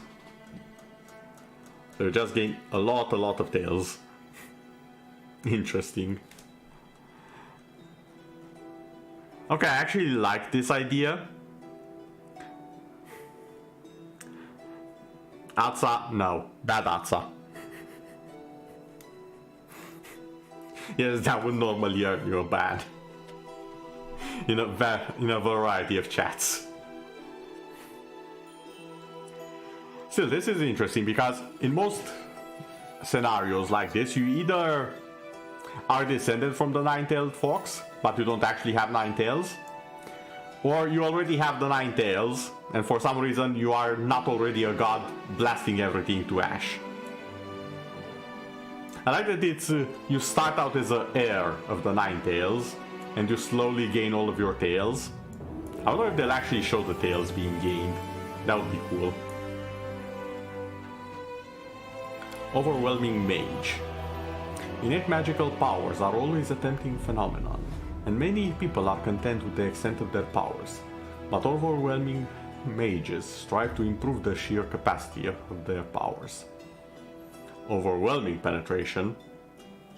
Overwhelming spell. Overwhelming penetration, okay.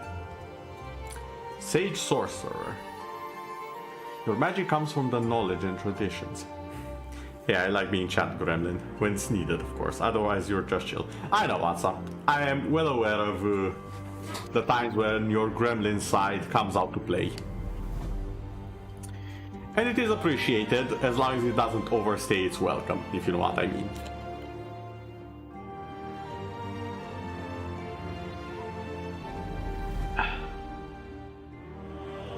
Had to hydrate a little bit. Your magic comes from knowledge and traditions that your bloodline accumulated through the generations, not just from force of personality. Use your intelligence rather than your charisma to determine all class features and effects relating to your sorcerer's class, such as bonus spells per day, maximum spell level, and all of that stuff. Stretch redeem.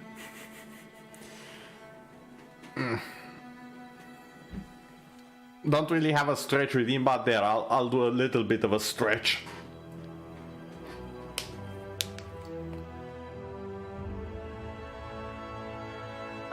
There we go, much better.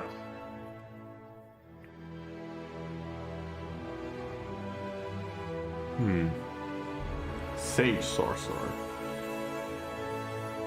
So basically a mix of Sorcerer and normal Wizard, I guess. Seeker. Why do I feel like this was a class already? Why do I feel like someone else had a Seeker class? Sorcerers gain their magical powers through strange and mysterious ways. Crack. To be fair, I was a little bit stiff. Gain their magical power through strange and mysterious ways.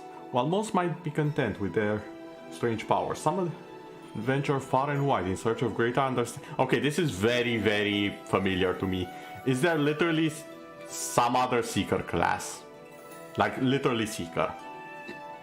Understanding of the genesis and history of their Eldritch talents. These spellcasters are known as Seekers after their Okay, give me a second here. Where were you? Come on. There's literally another class here called Seeker. It's literally the same name. And almost the exact same text here. Almost the exact same one.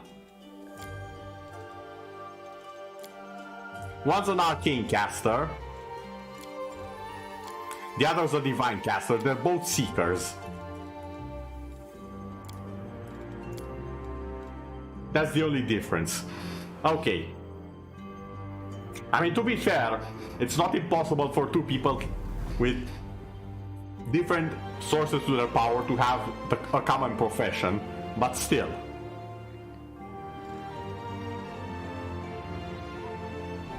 This one just feels a little bit lazy. Either that or there were two people working on it, and they didn't communicate while they were working on the classes. One of them was on Sorcerer, one of them was on Oracle. They turned up to work, and they're like, hey, I finished the classes, here you go. Oh, thank you, Steve, I'll take them. Oh, Olivia, give me the classes you worked on for Oracle. Yep, okay. So, they have the same name. We'll just put it in, no one will notice. I'm willing to bet that happened. I'm willing to bet that actually happened. Not gonna lie. Sylvan Sorcerer. Your ties to nature have more to do with creatures than capriciousness. Sylvan Bloodline. Okay. Deep Slumber. Fleeting Glance. Potion. Fine Trap. Chain Staff. There's an additional spell derived from her bloodline. Soul of the Fae. Your soul becomes one with the world of the Fae. You gain immunity to poison, DR 10, cold iron. Cloak of Dreams has a spell-like ability. Hamadryad. Okay.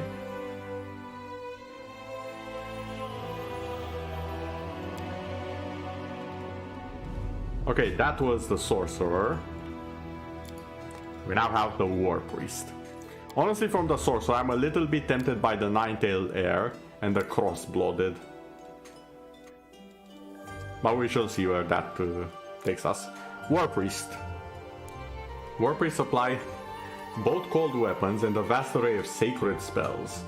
They are effective in both offense and defense, can heal and empower allies, and have an ability to channel energy to heal or damage multiple targets. Again, they cannot they must believe in a god. They cannot be a theist. Further, this unique ability allows the War Priest to cast any spell very quickly, but only on themselves. Selfish little bastards.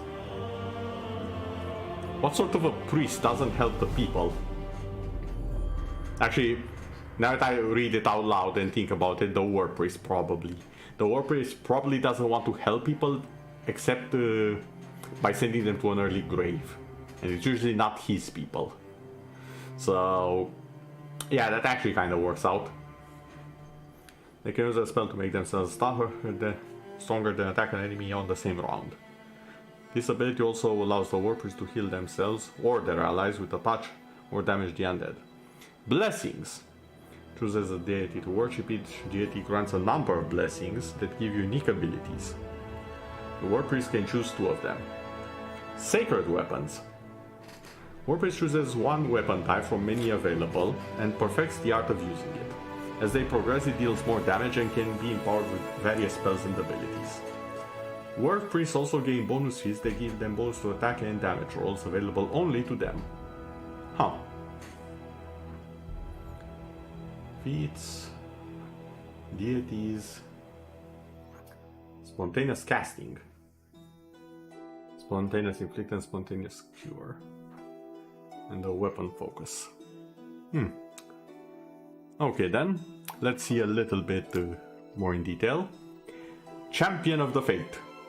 Champion of the Fate are crusaders who use the power of their divine patron to annihilate the Fate's enemies. Okay, blessings. Sacred weapons, might, sacred armor.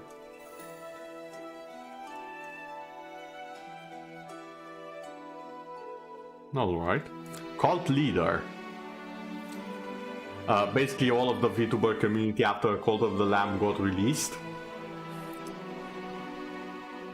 Revered as fanatics, lunatics, or obsessives.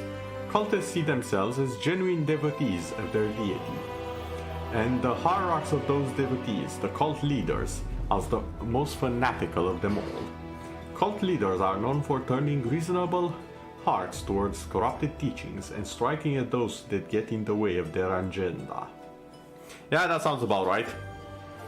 Well hidden. Great. And Troll. Yeah, this is kind of accurate, not gonna lie. Sneak attacks, hide in plain sight. You like the War Priest in principle. Sadly, the Paladin Cleric mix doesn't really do quite as well as either pure class. I mean, when you think about it, the Paladins are already a mix of class between Warrior and Cleric. So, mixing it further with one of their previous incarnations doesn't quite, turn out right. Because you basically dilute what the class is already.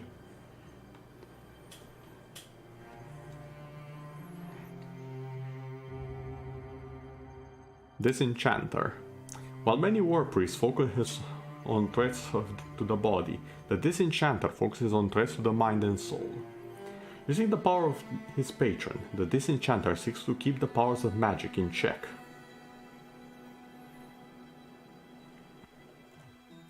War Priest weapon and armor proficiencies, blessings, bonus feats, mystic interference. Okay. Yeah, you're kind of fighter, cleric. Except somehow less cleric. Yeah, that does sound very, very odd, considering cleric is there twice. You're 2/3 cleric, but you're somehow less of a cleric. Yeah, that does sound odd, to say the least. Banish enchantment, okay. Some bonus feats. Feral champion, oh my god. When a war priest devotes himself to a god of the natural world... Oh, so these are all of the gods who are not of the natural world. Good to know. Jesus Christ, that's a lot of them. He is sometimes blessed with supernatural powers that allow him to evoke animalistic power and fury. Feral blessing. Must take the animal blessing and does not gain a second blessing. Okay. Did that change anything here? No, not really. Oh my god, there's even heritages. I'm gonna be here for a while. Wild shape, leopard, wolf, bear, whatever that is. No dinosaur, sad. Proclaimer.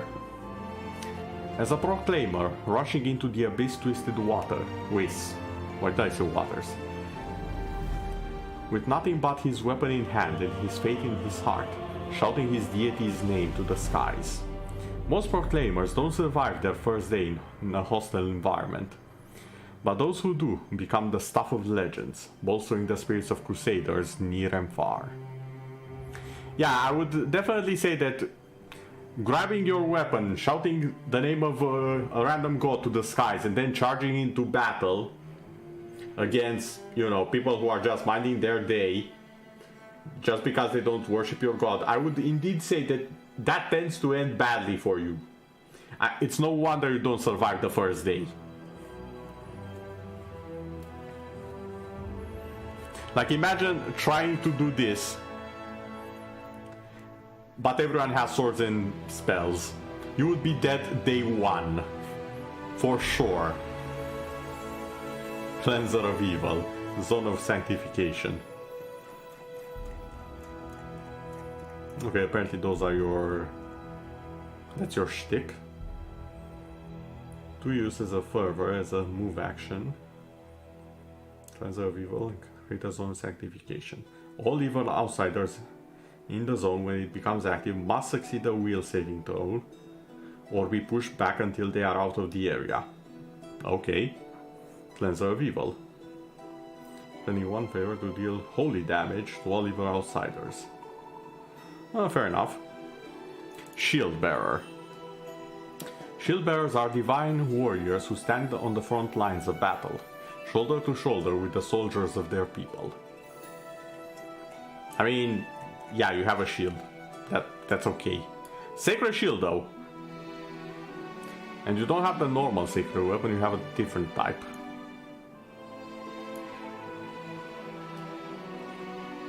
Ability, Sacred Armor, Spell Resistance, okay.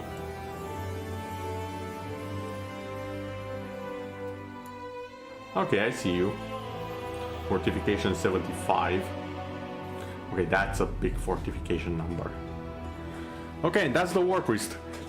We might actually get to play the game. Look at us go. The Witch. Witches are potent arcane spellcasters who can employ the strongest spells. They are especially good at controlling and weakening the enemies, both with spells and unique abilities called hexes. Witches can also heal and empower their allies, though less effectively than some other classes. This is a difficult class to play for a newcomer. Oh shush. Patron.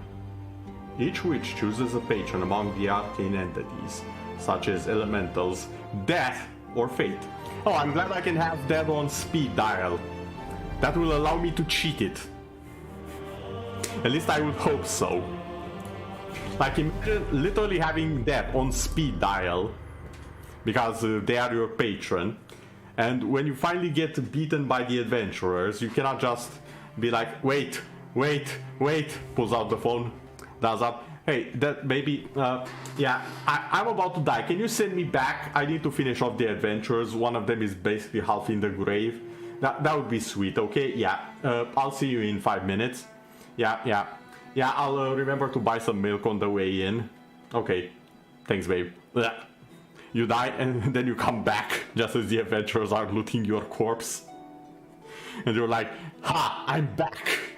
Time for round 2, second boss phase. That would be amazing and so silly at the same time.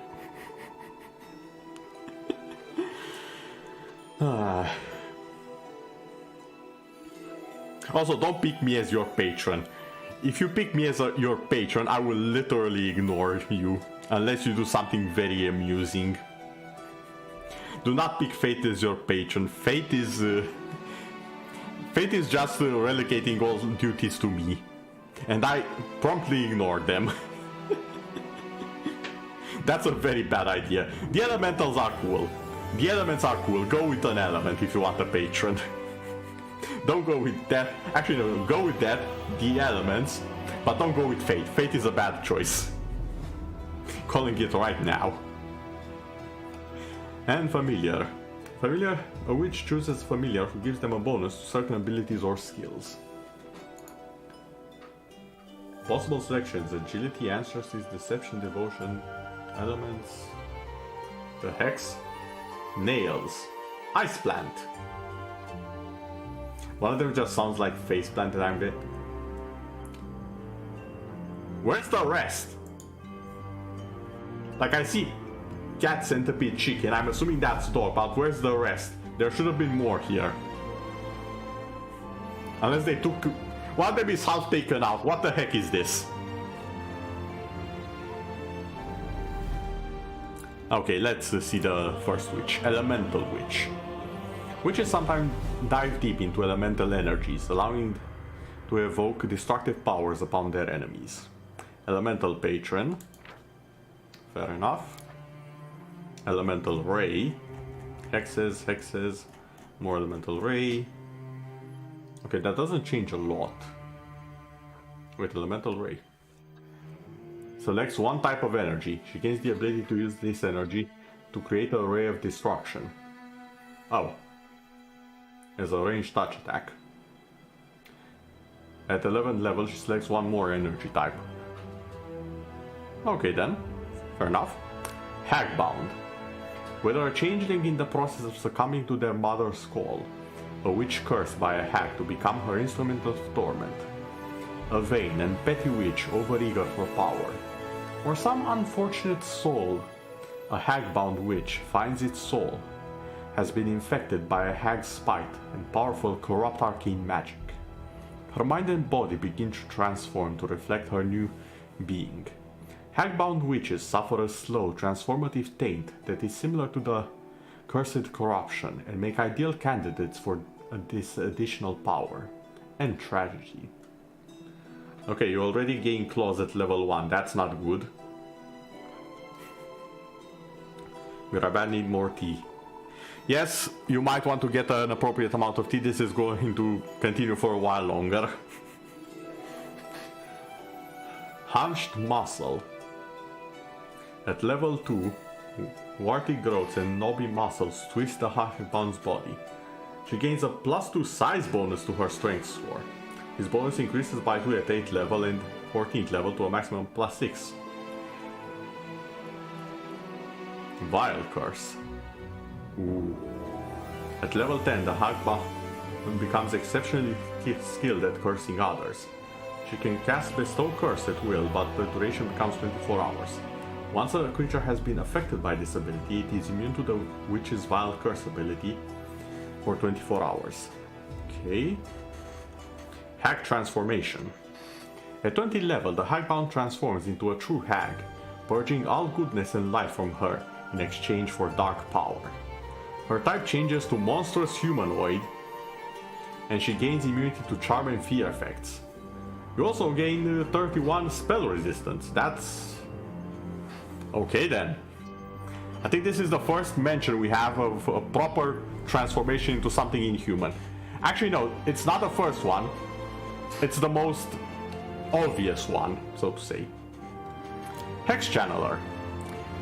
A Hex Channeler is a witch who devotes herself to either life, healing the wounded and destroying the undead, or death, slaying the living and aiding the undead. Two sides of two different coins, apparently. You can channel energy, and that's about it, really. Huh. Ley Line Guardian. This should be interesting. Some witches tap into the power of their patrons, not to a special connection with a familiar, but rather directly to a vast network of ley lines that cross the planes. These witches can harness the latent powers of the ley lines without even needing to be near one of the points where the ley lines' powers are accessible to mortal spellcasters. Ley line powered. Instead of preparing her spells, a Ley Line Guardian draws the power of casting spells directly from ley lines. Is a spontaneous spellcaster. Oh! Knows the same number of spells and receives the same number of spells per slot as a sorcerer of her witch level. Okay. Bonus spells granted by a Ley Line Guardian's patron are added to the Ley Line total spells. Appropriate levels. Conduit Surge. Channeling energy to enhance her spells. Okay. Increase the caster effective level. Guardian must succeed a fortitude save or become staggered. A level 8 caster level increase becomes 1d4. You can use this ability. Okay. So you can basically empower your spells and you can just use them, you don't need to prepare them in advance. That sounds pretty good, not gonna lie. Stigmatized Witch. Some witches think of their magic not as a gift but as a curse. Her body is tarnished with a mark of her ill fate. Maybe the patron of such a witch was cruel and decided that power shouldn't come cheap. Or maybe they mercifully helped the witch to turn the adversaries that befell her into a source of new strength. A stigmatized witch relies on intuition. Her magic is not based on the sharpness of her wit, but on the strength of her character. Instead of the regular powers granted by a patron, such a witch gets a curse like an oracle, and she casts her spells spontaneously like a sorcerer rather than a wizard. So this one's a witch that functions like a sorcerer with some of the stuff from an oracle. Okay then. Oracle's Curse. I will never get past the fact that an Oracle's Curse is literally called lame. Look at the last one, it's literally called lame. All of the others, blackened, demonic, hellbound, and lame. Like, I don't know, the last one is like the person who was trying to curse you just give up at halfway and they were like, you know what, you're just lame, go away. I'm done with this. I've seen enough, I don't need to see anymore. You're lame, go. I curse you to be lame. That's it. Done. I'm out. Peace. Witch of the Veil. Deception and sorcery. Secrecy, not sorcery. Stealth and trickery. And deception is vanish, invisibility, displacement, confusion, phantasmal web, serenity, invisibility, matter. That's angelic aspect. Angelic aspect.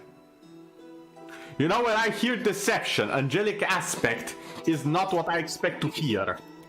Hello there, Atsa, welcome back. Secrets, mysteries, and shrouds are the ever-changing backbone of the Witch of the Veil. She always strives to discover new arcane knowledge of this universe while guarding their secrecy. Shrouded Step. Okay then. With that we have finished the Witch. The last of the base classes is the Wizard. And then we have all of the fun ones. Wizards are powerful arcane spellcasters. They have a large array of different spells which make them useful in different situations. They can destroy or weaken their enemies, or empower their allies. However, this versatility has its downside. The number of spells a wizard can cast per day is not very large. Wait. No, that's right, that's correct, never mind, I was thinking of something else. Schools of Magic. Wizards can choose a favorite school of magic, which grants them bonus abilities and spells. However, they can also choose two opposing schools, diminishing their ability of casting spells that belong to them. You're a wizard, Harry. Arcane Bond. Wizards can form a bond with either a magical item or a familiar. A familiar grants them bonuses to certain abilities or skills, while an item helps them replenish a used spell a day. Expanding Knowledge. Wizards can expand their arsenal of spells by copying them from scrolls into their spellbook. Yeah, so the one thing I liked about Wizards in D&D, technically, if you have the golden luck for it, you can learn all of the spells that are available to you as a class. You just have to find them.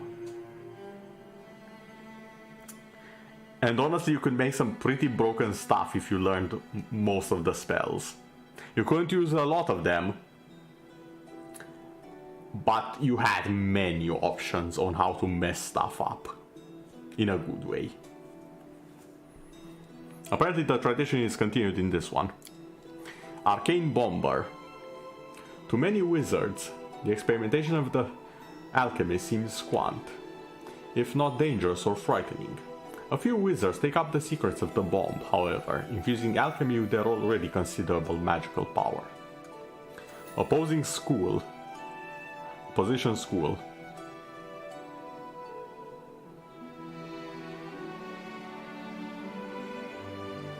Now they're sacrificing one area of arcane lore to gain mastery in another. Okay, so that's how it works. Arcane Bombs. Spell Blast Bombs. This is just Ziggs from League of Legends. All we need to do is be... I mean, we're already furry, so we're technically already a Yordle, we just have to be small. And we are Ziggs from League of Legends with this.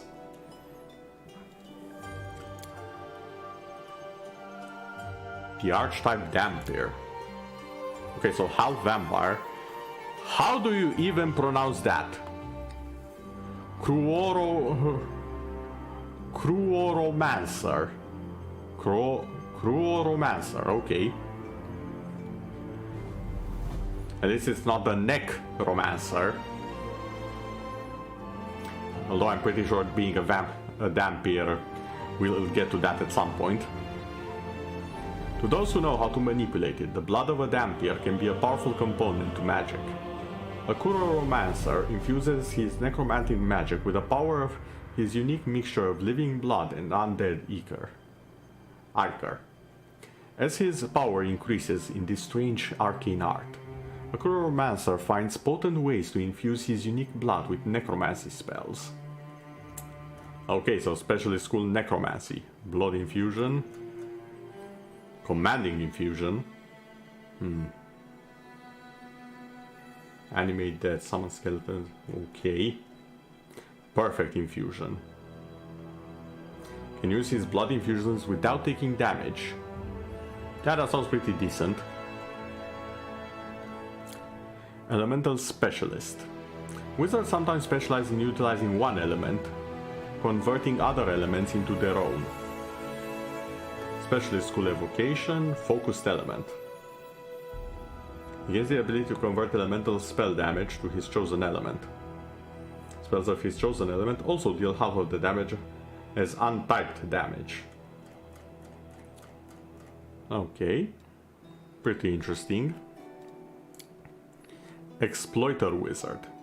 Contrary to traditional wizardry studies, an exploiter wizard forgoes the tried and true methods of arcane focus and arcane schools for the exploits favored by an arcanist.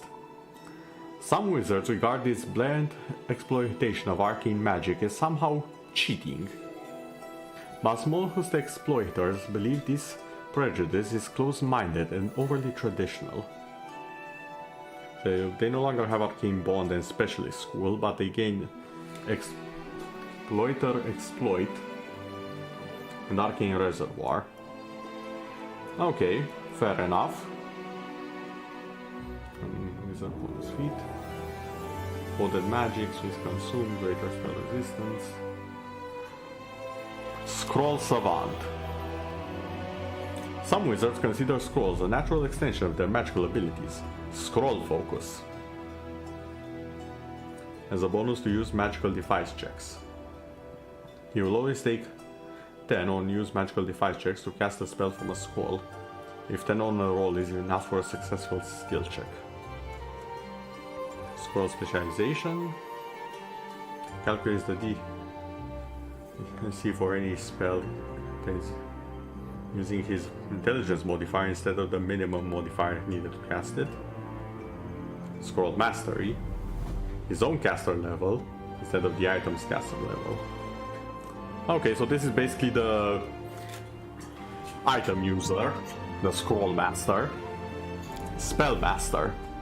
Usually wizards specialize in a school of magic, delivering greater impact in a focused manner, but spellmasters try to make their expertise as broad as possible. Specialist School Universalist. The most diversity of all arcane casters. Hand of the Apprentice. You cause your melee weapon to fly from your hand and strike a foe before instantly returning to you. At your broomstick! Okay, I just had to do it, I'm sorry. There are a few things here.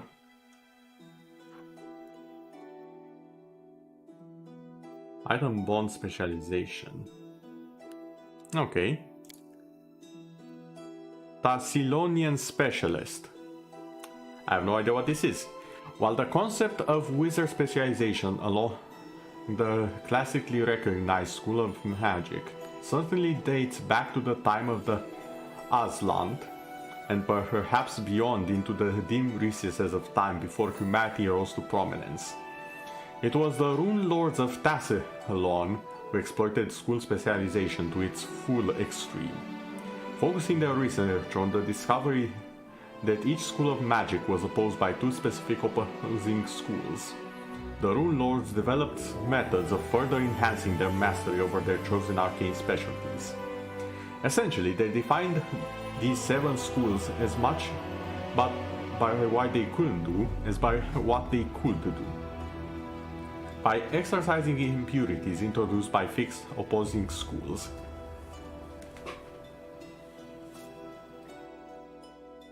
Umbra, not now, please. Why were you on my hand? And yeah, I just had a spider on my hand. What the heck?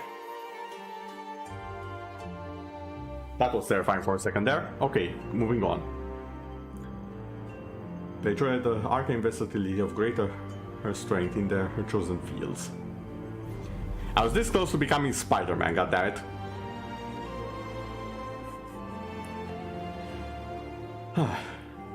Okay, so basically they hyper-focus on something. Okay, now we have the elite specialization. Give me a second, I need to deal with something very fast.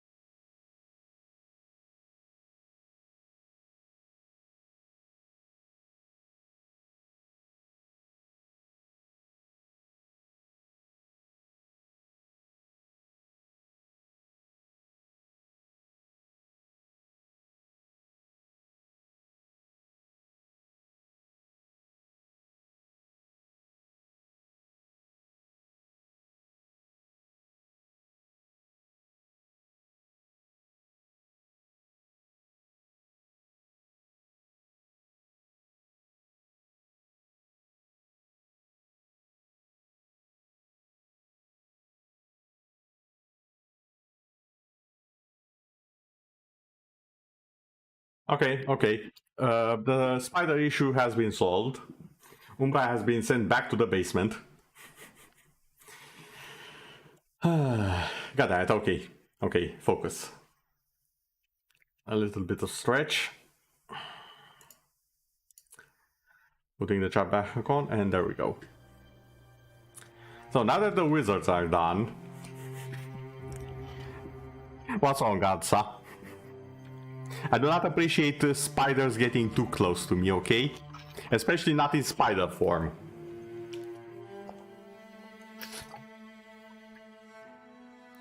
Umbra knows this. And yet she still crawled on my hand just now.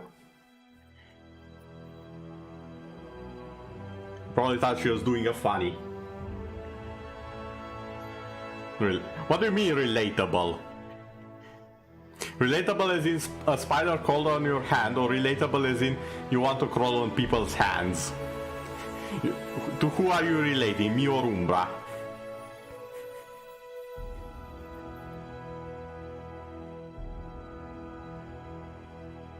Hold on, I need clarification on this before we move forward with the stream.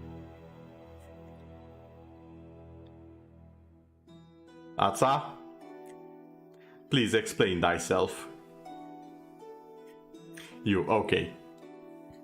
I was about to have several questions. Now then, Aldori Sword Lord. The Sword Lords follow no singular path to dueling mastery. Some of those who take up the blade only dabble in its use, while others explore swordplay with the dueling weapon in unconventional ways.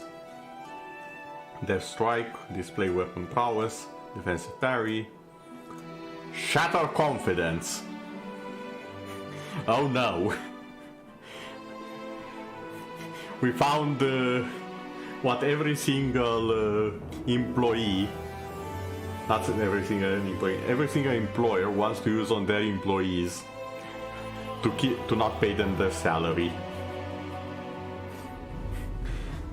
2.30 hours in. Yeah, we might actually play the game this time. We're doing well. It only took us 2 hours and a half to finish the base classes. That's way less than the 4 hours it took us last time to get to where we were at the start of this stream. Arcane Trickster.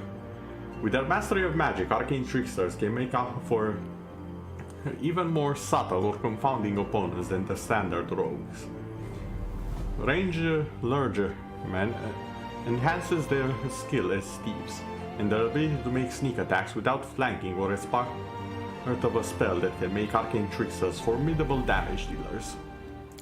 Assassin, a mercenary undertaking his task with quote professional detachment. The assassin is equally adept at espionage, bounty hunting, and terrorism. At his core, an assassin is an artisan, and his medium is death. Trained in a variety of killing techniques, assassins are among the most feared classes. Dragon Disciple. Oh my.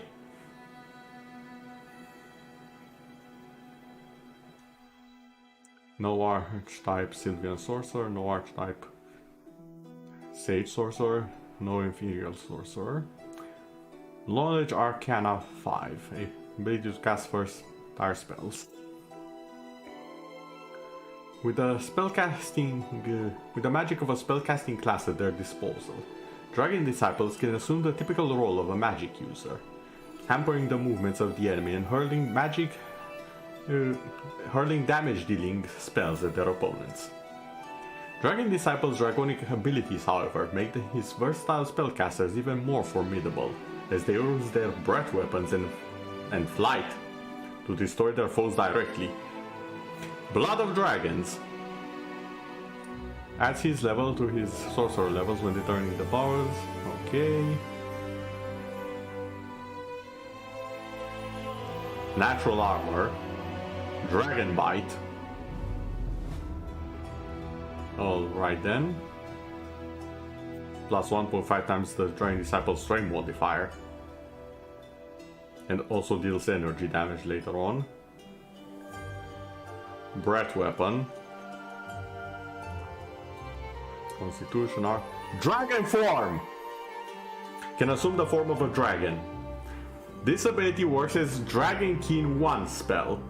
At 10th level, this ability functions as Dragon Keen 2 spell, and the Dragon Disciple can use the ability twice per day. I can literally become a dragon. I can literally become a dragon.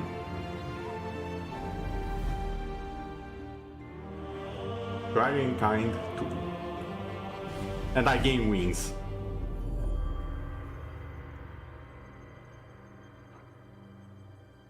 Yeah, no, I thinking I'm gonna try and be this. I wanna be a dragon, damn it. The irony is that narrator me, the immortal me, is stronger than the vast majority of dragons, and I can probably use them as a club to beat each other. I can literally use a dragon to beat another dragon. That's the sad part, but I still admire them far more than my current form.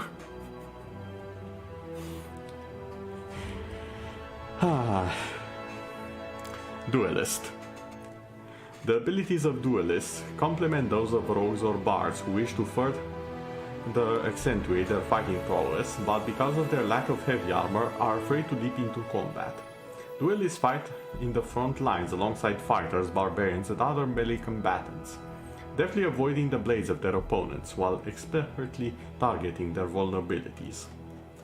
Okay. Eldritch Knight. The Eldritch Knight blends the abilities of fighting classes and spellcasters, hurling magic at the enemy one moment, and hewing down their opponents with steel the next. They are just as comfortable fighting in the thick of combat as they are casting spells at enemies while remaining safely behind their companions. Their versatility makes them valuable allies when the nature of an upcoming battle is unclear. Diverse training. Okay. Prophets are meeting prerequisites for feats. Spell critical.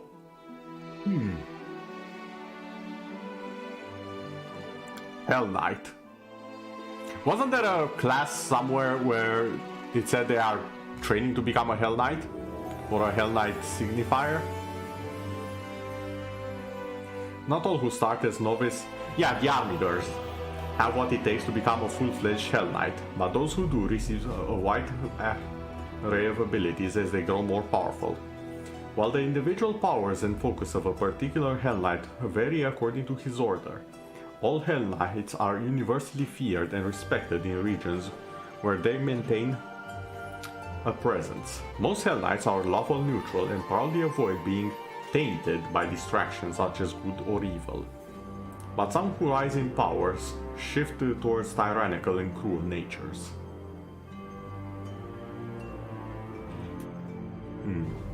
Okay then. Oh, Dampier heritages. That's another thing I'll have to look into. Smite Chaos.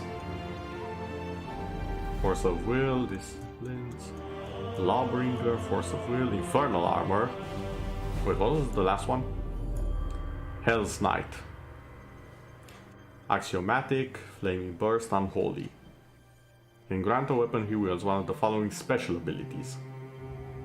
Becomes immune to fire while wearing armor. Fair enough. Hell Knight signifiers form the spellcasting arm of the Hell Knight orders. Oh, okay. So this is the actual knight. This is the Mage Knight, the battle mage of sorts, for the order. They serve as faceless enforcers of order and use their magical powers to relentlessly root out and punish criminals to the letter of the law. They wear masks, often featureless, to mask themselves as impersonal agents of order, unswayed by empathy, detached from emotion, and dedicated to passing impartial judgment upon all lawbreakers. A signifier's distinctive mask is a symbol of his devotion to the precepts of law and exacting justice, pardon, not extracting it.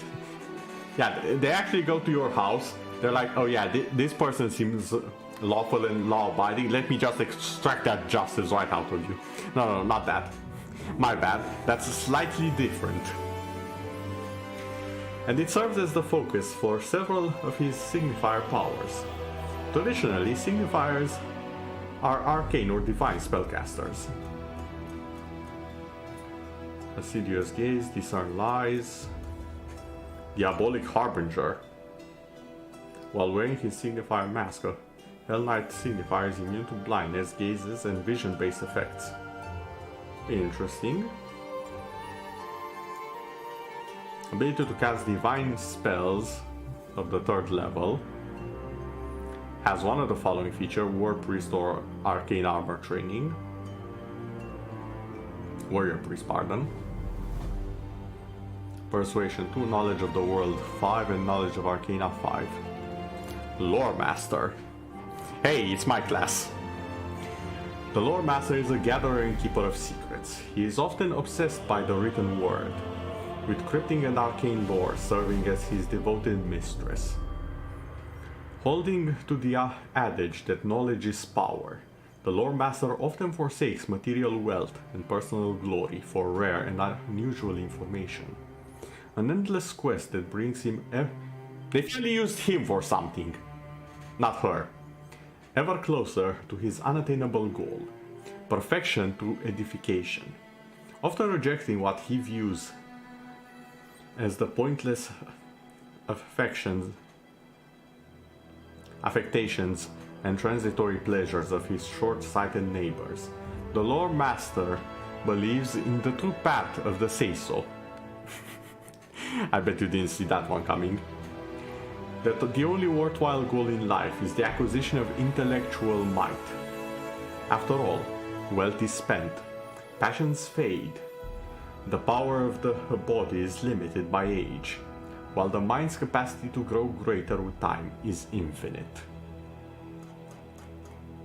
Secrets. Lots and lots of secret. Greater lore. Lore and secrets. What do you actually need for this? One of the following. You need a meta magic sting. You need skill focus on either arcane or the world, and the ability to cast 3rd level of spells. Okay. Mystique Torch. The Mystique Torches place no boundaries on their magical abilities and find no irreconcilable paradox in devotion to the arcane as well as the divine.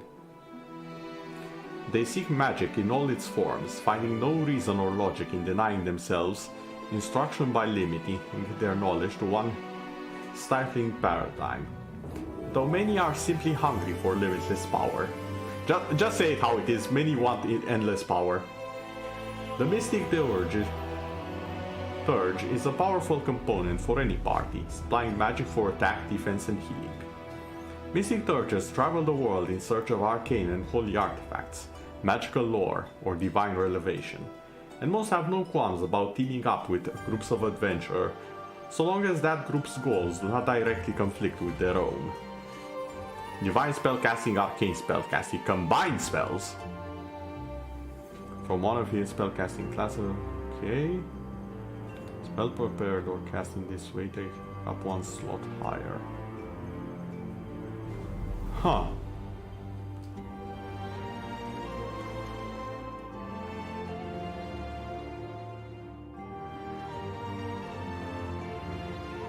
Interesting.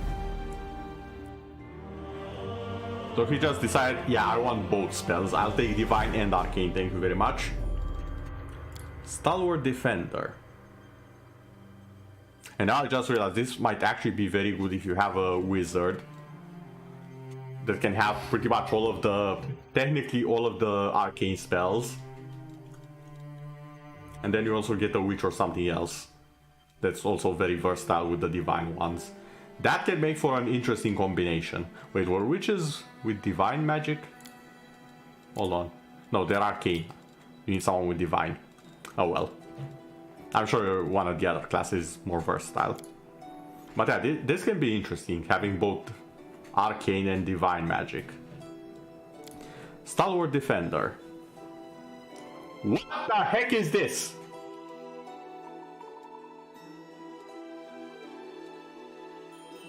Unknown key. What?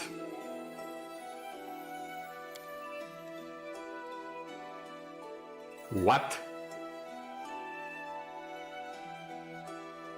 Skill issue. No, this is game issue. What the heck is this? Student of War. The path of the Student of War is particularly enticing to martially minded characters who seek to enhance and expand their mastery of skills. Students of War often pride themselves in studying topics that combat-focused types might not normally find value in, and their abilities to draw upon unexpected lore and information has become something of a legend among their kin. Okay, know your enemy, who is valuable of a skill.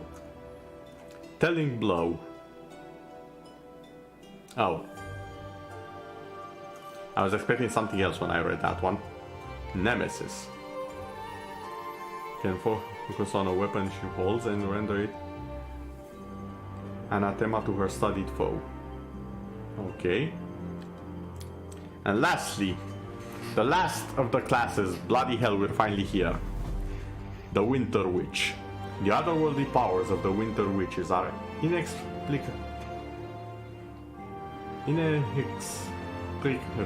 linked with the frozen outer realms. Winter Witch Spellbook. When a new Winter Witch level is gained, the character gains new spells as if, okay. Fair enough. Unearthly Cold. Spells that become horrendously cold. Half the cold damage comes from another worldly power and is not subject to being reduced by resistance or immunity to cold-based spells. Okay. We have finally read all of these. My god, what time even is it? After all of this, I'm going to put this to story just because I want to get through things faster. I don't want to rot in here. At least not on the first playthrough on stream. Custom character. I'm actually going to select something that I like the look of.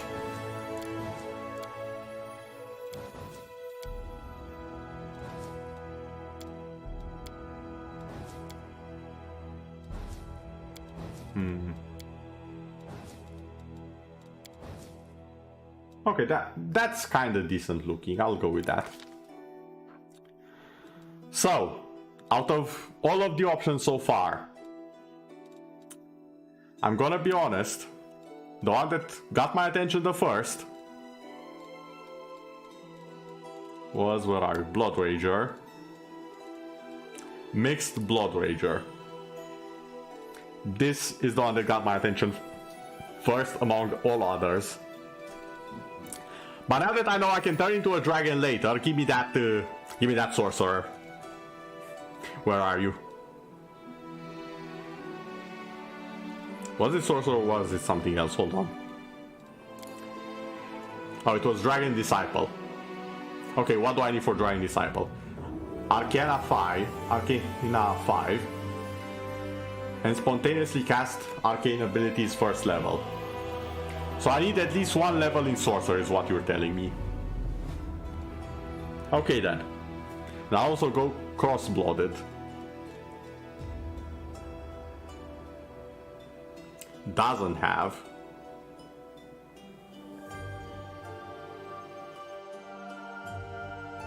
Wait.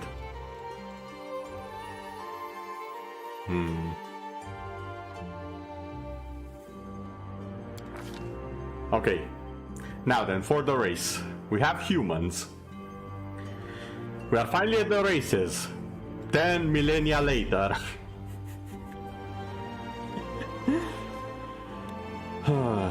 At least there's not that many. Humans possess exceptional drive and a great capacity to endure and expand, and as such are currently the dominant race in the world. Their empires and nations are vast, sprawling things, and the citizens of these societies carve a name for themselves with the strength of their sword and the power of their spells. Humanity is best characterized by its tumultuousness and diversity. Human cultures run the gamut from savage but honorable tribes to decadent, devil-worshipping noble families in the most cosmopolitan cities.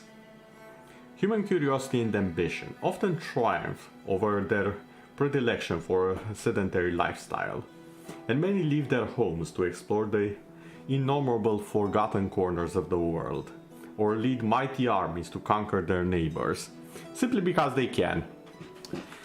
That's a bit too real, not gonna lie. A bit too real. The physical characteristics of humans are as varied as the world climates. From dark-skinned tribesmen of the southern continents to the pale and barbaric riders of the northern lands, humans possess a wide variety of skin colors, body types, and facial features. Generally speaking, human skin color assumes a darker hue the closer to the equator they live. That's an interesting note to have there. They gain a feat. A feat is an ability a character has mastered. Feats often allow characters to circumvent rules or restrictions. Characters gain one feat at the first level and every 2 thereafter. Humans receive a bonus feat at first level. Skilled. Humans gain an additional skill rank at first level and one additional rank whenever they gain a level. Okay. Not gonna lie, probably gonna make a human, but I want to read the rest. We have an elf. Keen senses, elven magic, elven immunities, elven weapon familiarity, and racial heritage. The long-lived elves are children of the natural world, similar in many superficial ways to fey creatures, yet different as well. Elves value their privacy and tradition, while they are often slow to make friends at both personal and national levels. Once an outsider is accepted as a comrade, such alliances can last for generations. Elves have a curious attachment to their surroundings, perhaps as a result of their incredibly long lifespans, or some deeper, more mystical reason. Elves who dwell in a region for long find themselves physically adapting to match their surroundings, most noticeably taking on a coloration reflecting the local environment. Those elves that spend their lives among the short-lived races, on the other hand, often develop a skewed perception of mortality and become morose, forlorn, the result of watching wave after wave of companions age and die before their eyes. Damn, that's dark! The game really doesn't pull its punches when it wants to, eh? Although generally taller than humans, elves possess a graceful, fragile physique that is accentuated by their long pointed ears. Their eyes are wide and almond-shaped, and filled with large, vibrantly colored pupils. While elven clothing often plays off the beauty of the natural world, those elves that live in cities tend to bedeck themselves in the latest fashion. Oh great. We have the fashionistas here. I mean, we did have Kami here a bit earlier, I'm not sure if she's still here. And she's a fashionista, so yes, we literally had the fashionista here. The elves can learn a thing or two from Nakami, I'll say that much. Dwarves are a stoic but stern race. Ensconced in cities carved from the hearts of the mountains and fiercely determined to repel the depredations of savage races like orcs and goblins. More than any other race, the dwarves have acquired a reputation as dour and humorless craftsmen of the earth. It could be said that dwarven history shapes the dark disposition of many dwarves, for they reside in high mountains and dangerous realms below the earth, constantly at war with giants, goblins, and other such horrors. I like how the goblins are included in horrors. I don't think anyone who has watched Goblin Slayer will say, yeah, no, goblins are cute and easy, why the hell are they horrors? No. No. If you are 18 plus of age, go watch Goblin Slayer, then I dare you to say, yeah, goblins are not the stuff of nightmares. I dare you. Heck, not even Goblin Slayer, go watch Overlord. Go watch Overlord and see up to season 3, I think it was. And tell me that goblins are not the stuff of horrors if they really want to. I bloody dare ya. Dwarves are a short and stocky, am I reading this right? Stocky race. And stand about a foot shorter than most humans, with wide compact bodies that account for their burly appearance. Yeah, seems about right. Male and female dwarves pride themselves on the length of their hair, and men often decorate their beards with a variety of clasps and intricate braids. A clean-shaven male dwarf is a sure sign of madness, or worse. No one familiar with their race trusts a beardless dwarf. I wonder, if you make a beardless dwarf, or if that is even an option, will the other dwarfs literally discriminate against you just because you cut your beard? I wonder if that can be a thing. Gnome. Hatred. Reptilian humanoids. Why do the gnomes have something against the reptilian humanoids, excuse me? Like, I understand the dwarves with orcs and goblinoids, and defensive against giants. But what do gnomes have against reptilians? Gnomes trace their lineage back to the mysterious realms of the Fae, a place where colors are brighter, the wildlands wilder, and emotions more primal. Unknown forces drove the ancient the gnomes from that realm long ago, forcing them to seek refuge in this world. Despite that, the gnomes have never completely abandoned their Fae roots, or adapted to mortal culture. As a result, gnomes are widely regarded by the other races as alien and strange. Gnomes are one of the smallest races of the common races. One of the smallest of the common races, my bad. Generally standing just over 3 feet in height. Use the metric system, I do not speak American. God damn it, what? How tall is 3 feet? Is it the length of a foot? Is it how long you can take a step? What is a foot in length? I don't understand it. And it's my fault because I remember when I narrated this. Like, I literally had to make stuff interesting. I was tired and I tried not to abuse the knowledge of the world, because the more you abuse the knowledge of the world, the more corrupted you become. And I was avoiding that like the plague, let me tell you. The god of change was having the time of its life watching me avoid using the knowledge of the world and being corrupted by it. Like, I narrated pretty much everything in English. And at some point, when I was not paying attention, I was like, okay, so they started measuring the tracks to something. I couldn't remember what it was. And the god asks, what did they use to measure it? And I said, oh, they measured it by the foot of the scout. And they were like, yeah, that's 3 feet. Or that's a claw mark that's half my foot. I never expected when I did that. Okay, so 3 feet is almost 1 meter.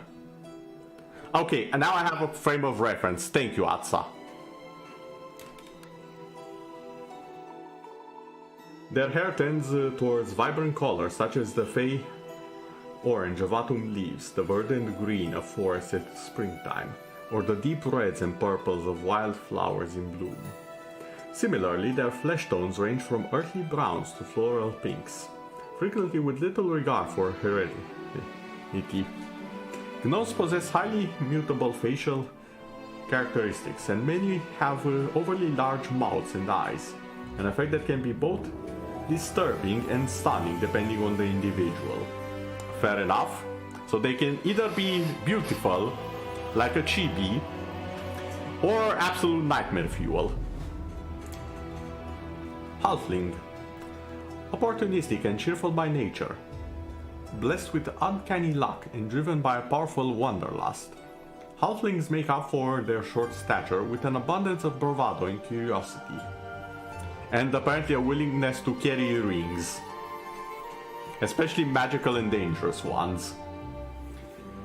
At once excitable and easygoing, halflings like to keep an even temper and steady eye on opportunity, and are not as prone as some of the more volatile races to violent or emotional outbursts. One of the reasons they gave the ring to the halflings. Even in the jaws of catastrophe, a halfling almost never loses his sense of humor. Halflings are inveterate opportunists, unable to physically defend themselves from the rigors of the world. They know when to bend with the wind and when to hide away. Yet a halfling's curiosity often overthrows his good senses, leading him to poor decisions and narrow escapes. Though their curiosity drives them to travel and seek new places and experiences, halflings possess a strong sense of house and home, often spending above their means to enhance the comforts of their home life. Halflings rise to a humble height of 3 feet. They prefer to walk barefoot, leading to the bottom of their feet being roughly calloused. Tufts of thick, curly hair warm the top of their broad, tanned feet. Their skin tends towards a rich almond color, and their hair towards light shades of brown. A halfling's ears are pointed, but proportionally not much larger than those of a human. Racial heritage. Basic, Craven, Hasty. I forgot to check the racial heritage. Pyromaniac and Traveler. Basic, Borrow Dwarf, Unstoppable Dwarf. I'm sorry, what? I need to read this. Unstoppable Dwarf loses keen sense and stability and defense training, but gains endurance and a +1 to racial fortitude on saving throws. You are an unusual exemplar of your race. Basic. Okay, back. What does the elf have? Lore Master, Blightborn, and Basic. And human? Oh my god, human has so many, what the heck?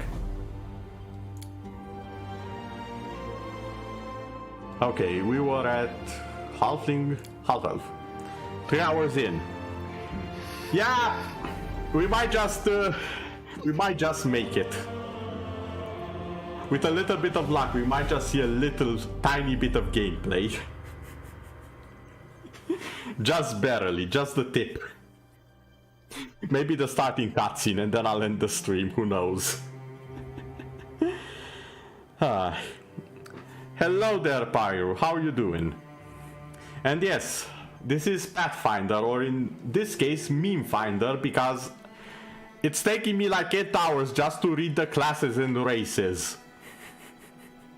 We are on hour 7. Actually, no, we're technically on hour 8, rather. It just started, and I'm barely halfway done with the races. I finished the classes, thank God. We're going for a cross-blooded sorcerer. And we're choosing the race, half-elf. Elves have long drawn the covetous gazes of other races. Also, it fills you with competence, yes. Apparently there's a spell called Inspire Competence. Not confidence, that's a different one. Competence. You gave up reading them when you started a game and chose the ones you recognize from D&D. Yeah, I can understand that. But trust me, it's worth the read.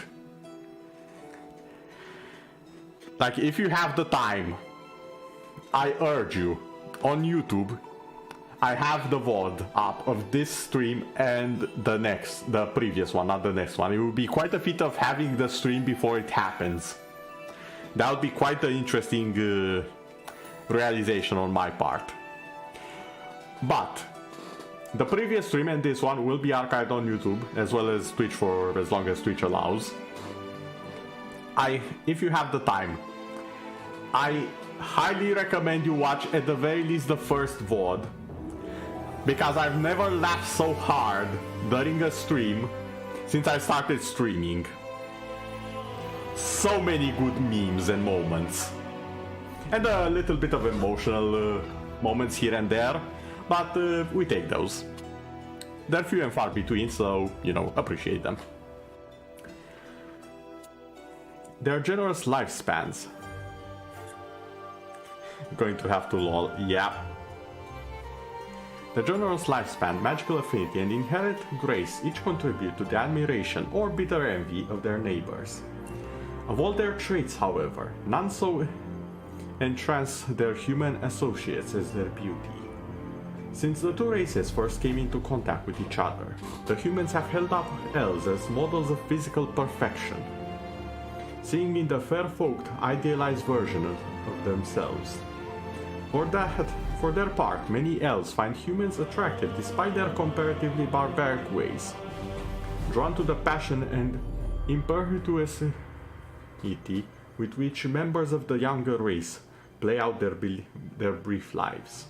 Sometimes this mutual infatuation leads to romantic relationship, though usually short-lived even by human standards. Ouch! These twists commonly lead to the birth of half-elves, a race descendant of two cultures yet inheritor of neither. Half-elves can breed with one another, but even these pure-blooded half-elves tend to be viewed as outsiders by humans and elves alike. Half-elves stand taller than humans but shorter than elves. They inherit the lean build and comfy... God damn it, Twitter, I just said comfy instead of comely features of their elven heritage, but their skin color is dictated by their human side. While half-elves retain the pointed ears of elves, theirs are more rounded and less pronounced. A half-elf's human-like eyes tend to range a spectrum of exotic colors running from amber or violet to emerald green or deep blue. Okay, the half-orcs. Half-orcs get the worst of both worlds, god damn it! Now I feel bad for them.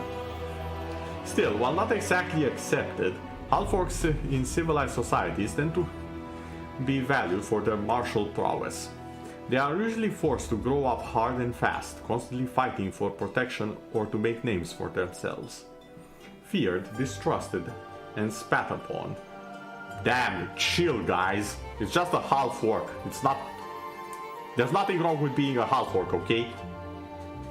Half-orcs still consistently manage to surprise their detractors with great deeds and unexpected wisdom. Though sometimes it's easier to just crack a few skulls. Yeah, deservingly so, sometimes. Both genders of half-orcs stand between 6 and 7 feet tall. Hey, it's my people! I found my people. Apparently it was the half-orc all along. The tall ones have arrived. With powerful builds and greenish or grayish skin. Their canines often grow long enough to protrude from their mouths, and these tusks, combined with heavy blows and slightly pointed ears, gave them their notoriously bestial appearance. Tall boys, yes. While half-orcs may be impressive, few ever describe them as beautiful. I mean, if there ever was a beautiful orc, this is probably him. Not gonna lie, this looks like a decent looking orc. And don't get me wrong, I don't swing that way. But I can tell when someone is good looking. And this guy, you are okay, my dude. I'm pretty sure you have a good chance with the ladies. Or the men, whichever is your fancy.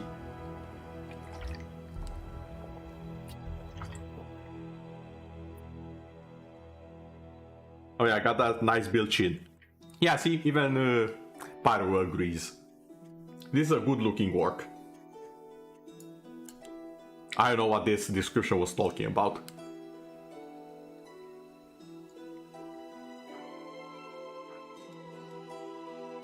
What do we have for heritage? Human raised. Oh, we can literally make troll from Warcraft 3. Nice. I got scared. I thought I went all the way back. Half elves, what do you have? Kindred race or dual heritage?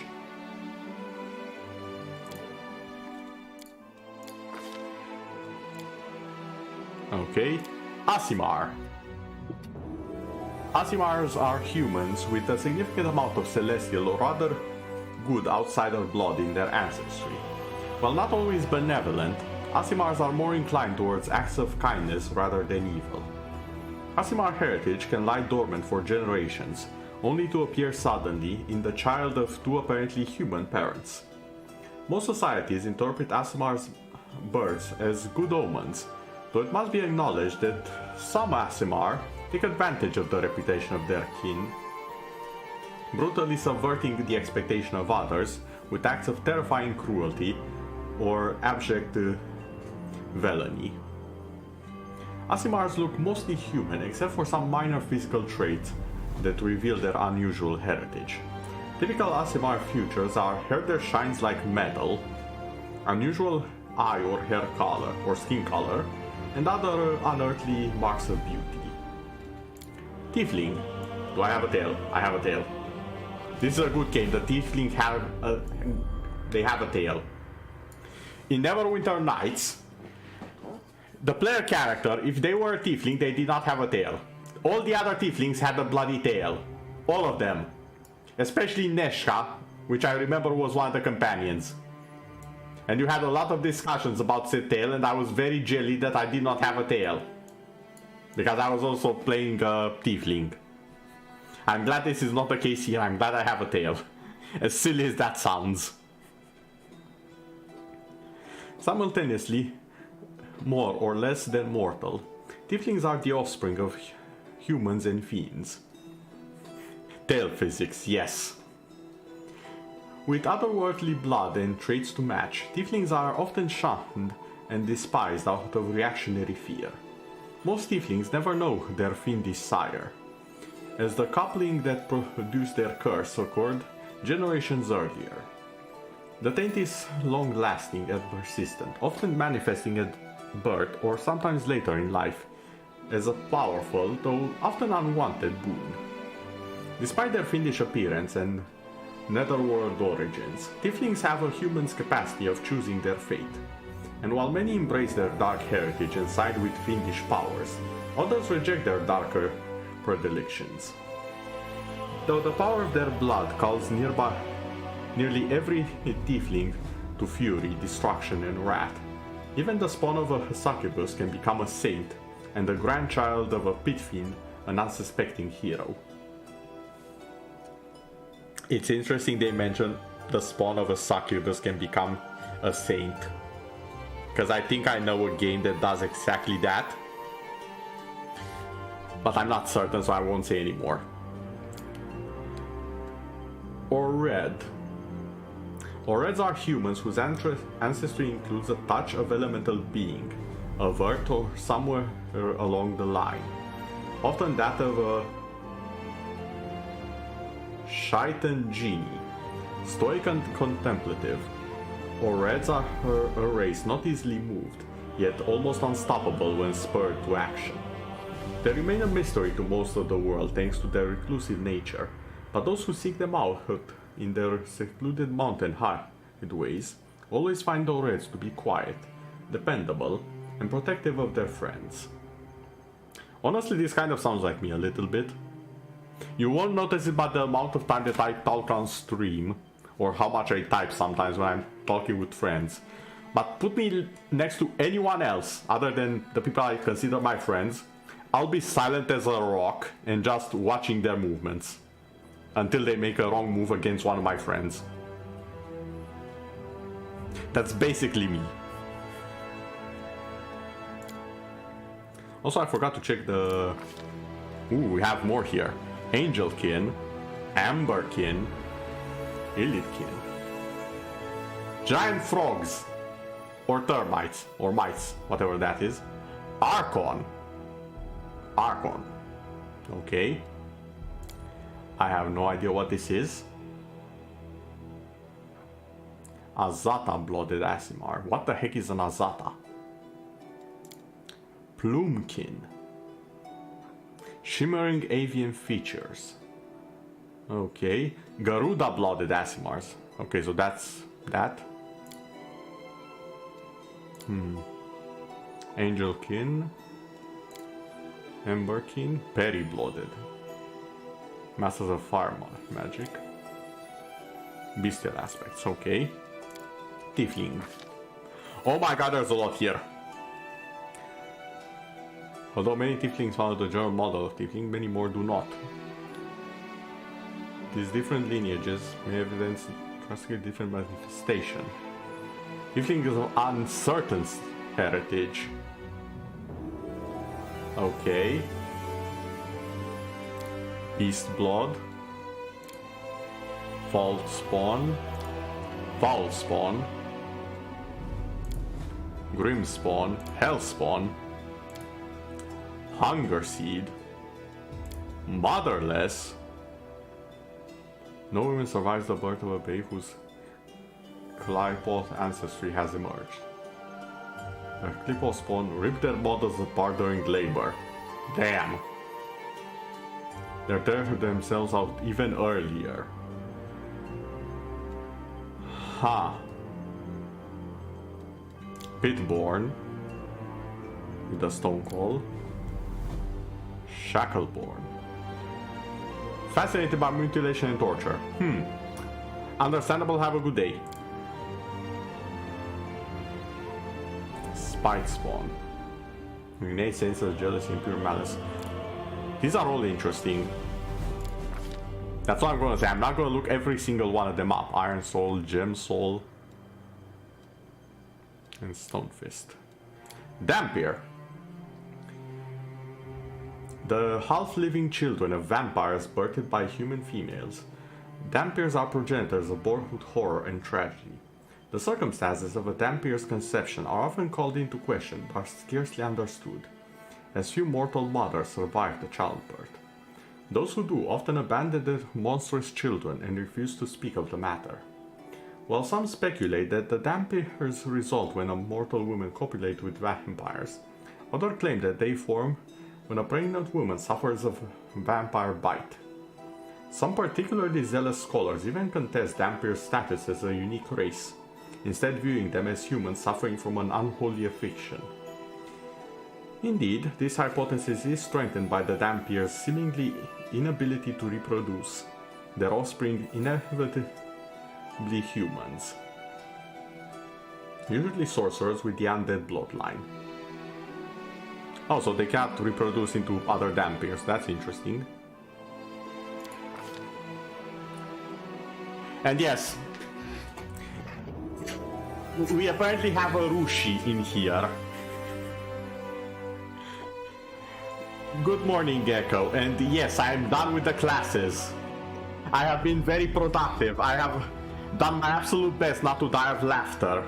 It was not easy. I still died of laughter a couple of times. Just a couple of times, and don't worry, I'm pretty sure there's a few more upcoming.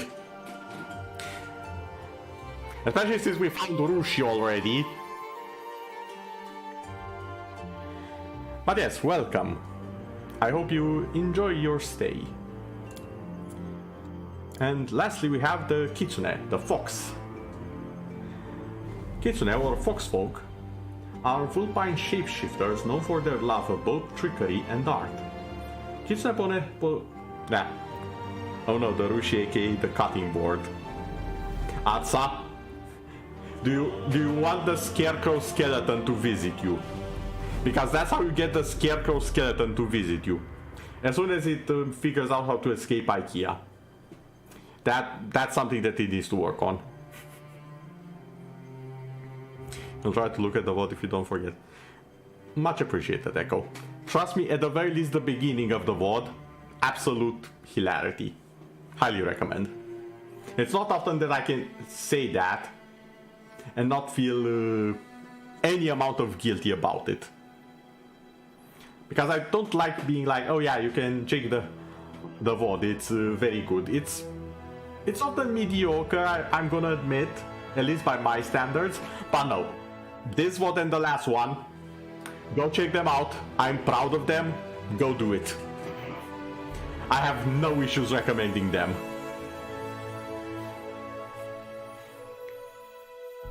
Okay, so they have two forms. Interesting. That of an attractive human of slender build with salient eyes, and their true form of an anthropomorphic fox. Despite an irrepressible percent for deception, Kitsune prize loyalty and make true companions. They delight in the arts, particularly riddles and storytelling, and settle in ancestral clans, taking their wisdom from both the living and spirits. Huh. Keen Kitsune or normal Kitsune. So either dexterity and intelligence, or dexterity and charisma and minus strength. Okay. Interesting. I have said I think I'll go with human. Yes, I know, the boring option, but hey, at least the first playthrough. I want it to be me, so to say. Possible selections. Urban Hunter. None.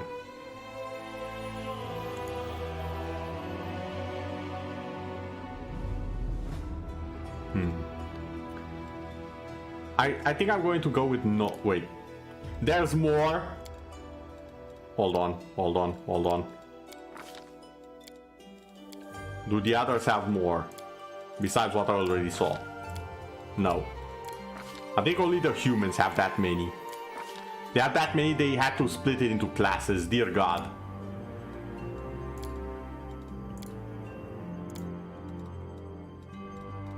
Necromancer, Wanderer, Explorer. Dear god, there's a lot of options here. I'll just pick Noble. Simply because I do have...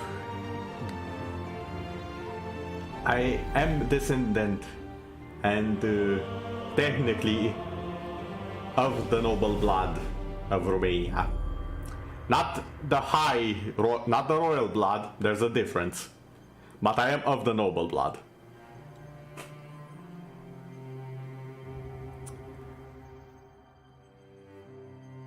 Let's see. Courier, add persuasion and trickery to the list. No, emissary. Okay, Emissary might be an option. Proficient with rapier and bucklers. The leader adds persuasion. Yeah, no, we're going with persuasion. And we'll also be proficient with long swords, rapiers, and great swords. And bucklers on top of it.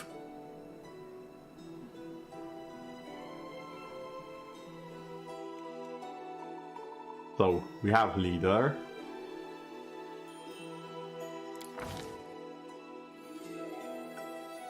Okay. We are a sorcerer, right? I do believe charisma. Yeah, it has a plus. It has a thumbs up here. So charisma is what we need the most, I think. Let's get some intelligence in here.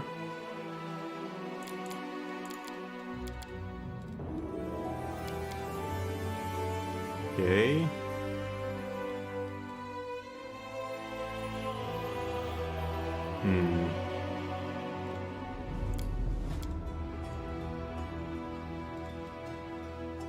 Lore, nature, religion, and perception. We'll go that. Okay, I think this is fine.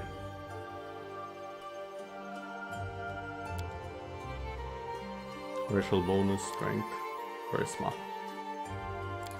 Oh, I can decide where I have it. Okay. Humans OP, what can I say? And I'll have one more point into... Yeah, let's have it in strength, why not? Okay, skills. Knowledge, Arcana. Have one there. Persuasion, yes. Use magical device, sure.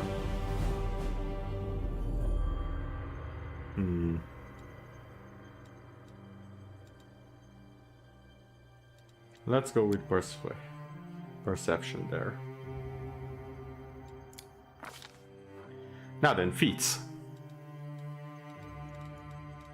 There's quite a history of terrors. Humans with this feat... Excuse me, can I get an explanation for this one? History of terrors. Humans with this feat gain a +2 racial bonus on saving throws to resist mind-afflicting effects.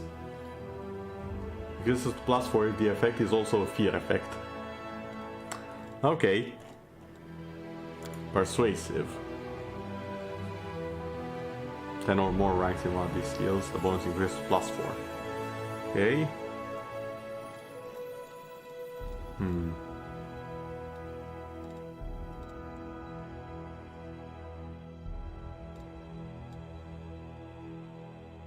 Dragon ferocity.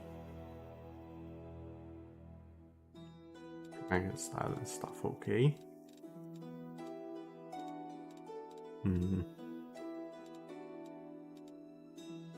Fast learner. One additional skill point per level.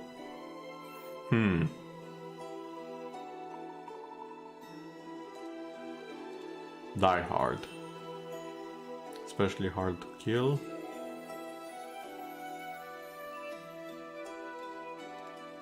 Deceitful.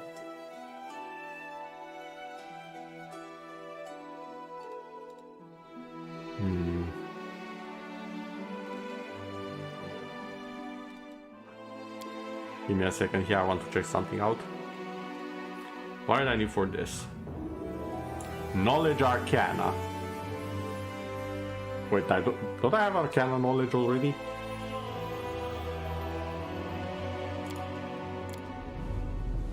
Yeah, I do. Oh, I think it's not applied yet, because I don't have the level. I'm still picking it out, so to say.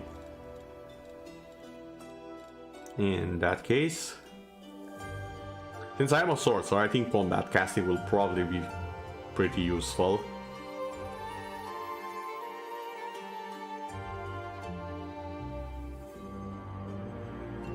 Try go for light armor.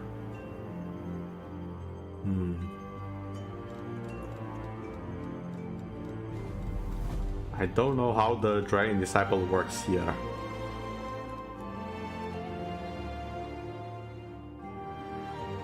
Oh my god, there's a lot of perks. Dear god, there's a lot of perks. Dragon Roar.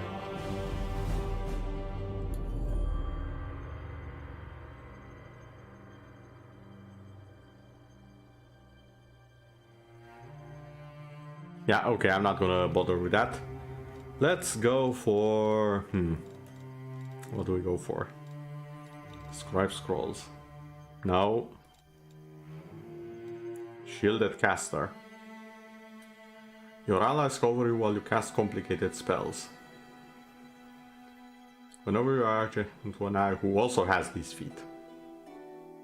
Oh. So they need to also have the feat.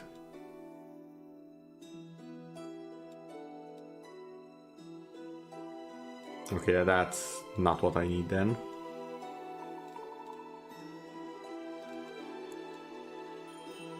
Yeah, I'll just take... where is it? I'll just take Fast Learner, honestly.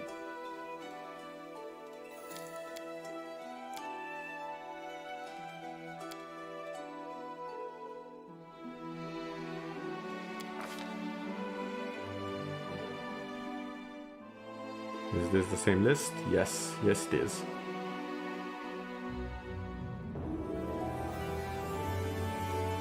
Well, let's take Persuasive. Okay, Bloodline stuff. And we have the dragon.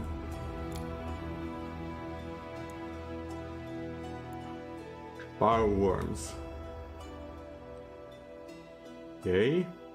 Dragon King 3. Wait, Dragon King 3.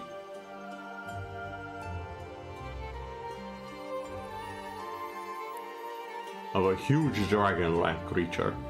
Okay, so the bloodline just gives me the power to become a dragon. I don't even need the other thing.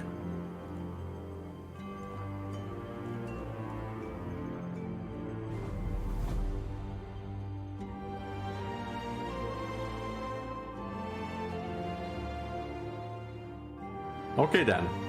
If that's the case, what dragon do I want to be?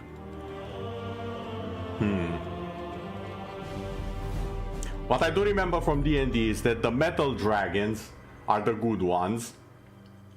The chromatic dragons, aka the color dragons, are the bad ones.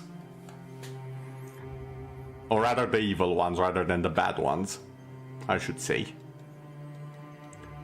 So we have the black dragons. Prepare with your bloodline. Now its ancient power flows through your veins, lording over the darkest swamps and marshes. Black dragons are the undisputed masters of their domain, ruling through cruelty and intimidation. Those who dwell within a black dragon's reach live in fear. Yep, there you go. Threat weapon, fear, overwhelming presence. Chat, what do you say? Which dragon do I go with? Because I can kind of see how they look like to some extent from the portraits. Blue dragon, brass, bronze, copper, gold, green, red, silver, white.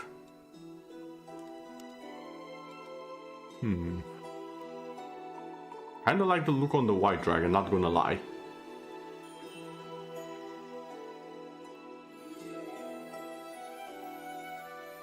I'll give you a hint, you do play dungeon. Yes, dungeons and dragons, but I'm the dragon.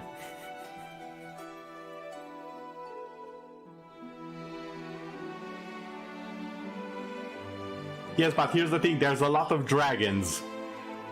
Which one? Gold or white? Oh, you meant... Oh, yeah! Yeah, that kind of... So your vote is for red or black dragon, Echo. Pyro has a vote for gold or white.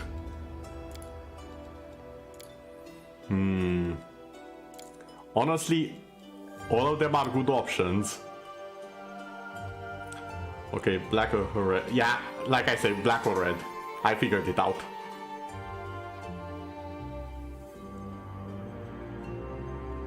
Roll a d4, I dare you. Oh wait, Alsa said a red one. You know what? I'll take Pyro's suggestion. We will roll a d4. It's like the dress meme. Gold, white, black, red. Okay, give me a second. Roll d4. Okay, is everyone ready? Do you have your rolls at the ready? We will have them as they are here. Black is 1. What was the next one? Gold is 2. 3 is red. And white is... whatchamacallit? 4. Okay, and roll it. We have a 4. Okay then. Give me a second. Time to put things in order. There we go. We have a 4, so I guess we are a white dragon. I did like the idea of rolling with the dice for the option. Grow claws, perception. Okay, not gonna lie, I think I'll like being a dragon. I'm fine with this. Although most consider it to be the weakest and most feral of the chromatic dragons, ouch! The white dragon makes up for its lack of cunning with sheer ferocity. Okay then. Yeah, that's fine. Sorcerer's bonus feat.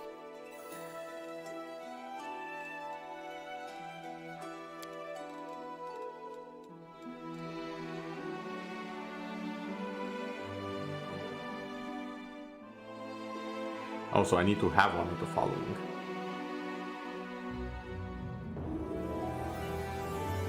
Ability to cast first level spells.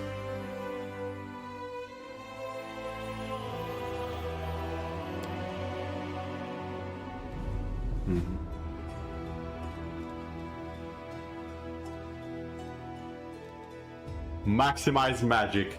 Explode the mine.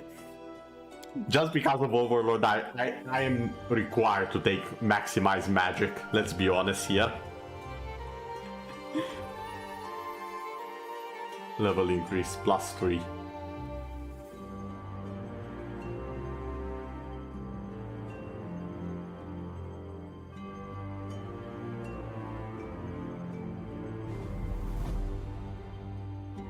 Benefit. All variable numeric effects of a spell modified by this feat are maximized.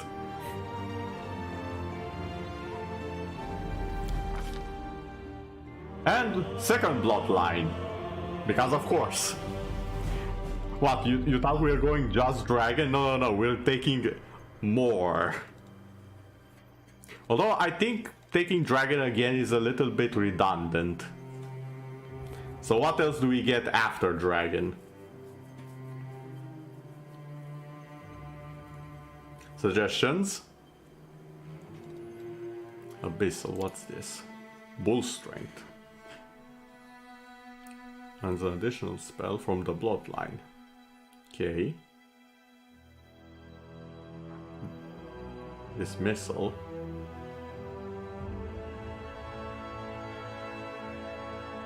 Unholy Aura.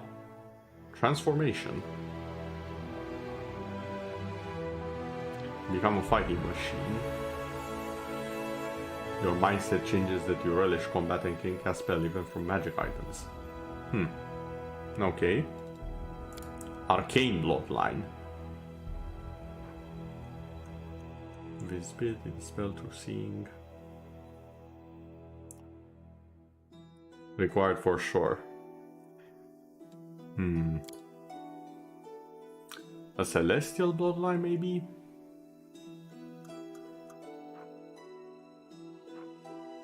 Summon monster 9.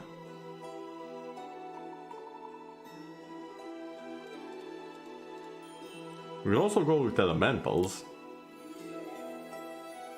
Elemental body. can assume the form of a huge air elemental. Oh, huge any elemental. The abilities you gain depend on the type of elemental in which you change. Based on the size of... Okay. One of the elementals might be good. Yeah, I was thinking about that. Fey Bloodline, what's this? Okay, this is more magic stuff. Man, you're too sleepy, can keep out in your school tomorrow. Yeah. Go to sleep, Atsa. Thank you for being here, and I hope you enjoyed your stay. Or not, should you ever request it, the VOD will be available on YouTube. I shall do my best to make sure of that. Good night, and thank you for being here.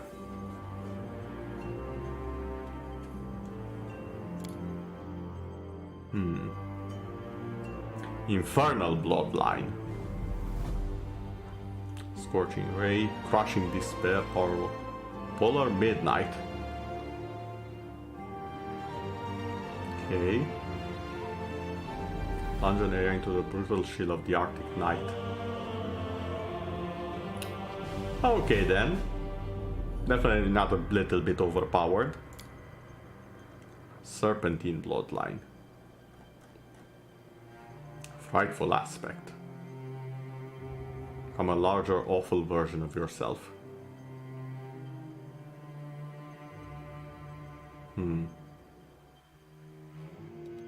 Undead Bloodline.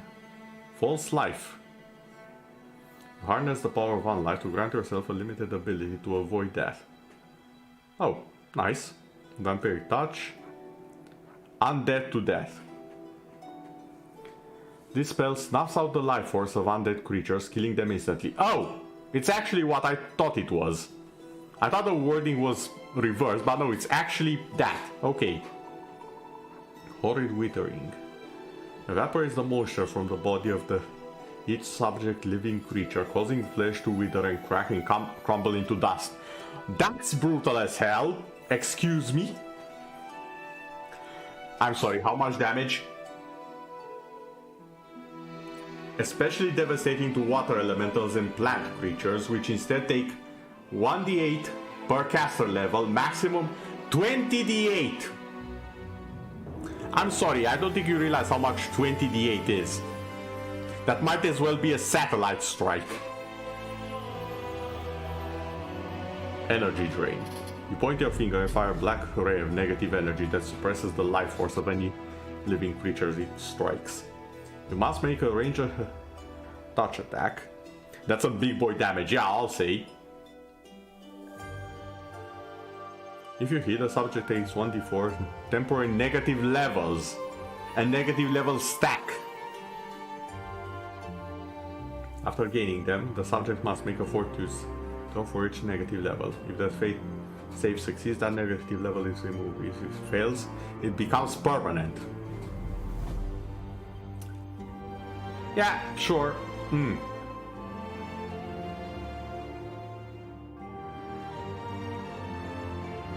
Summon the that's susceptible to your mind-affecting spells. Dead creatures are treated as humanoids for the purpose of the death. Okay. You know what? I might take undead.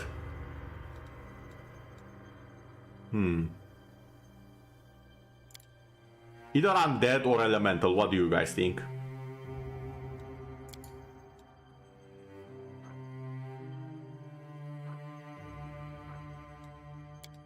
In addition to the dragon.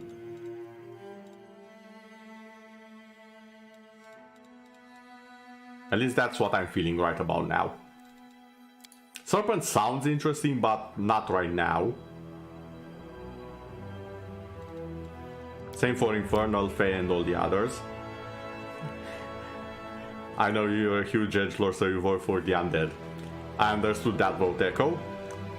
Pyro, would you like to cast a vote as well? Nakami, you've never been big on undead.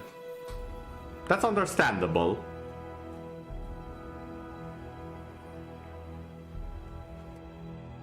That's very understandable. It's not for everyone, that's for sure. So I'm guessing in that you prefer an elemental, Kami?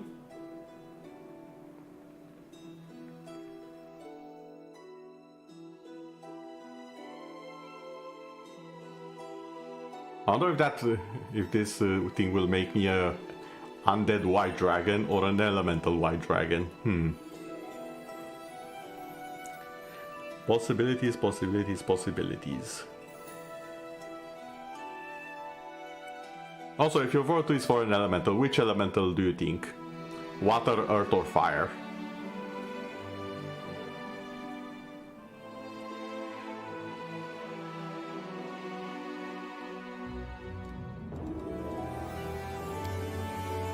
Scorching Ray Acid. Just Scorching Ray Cold.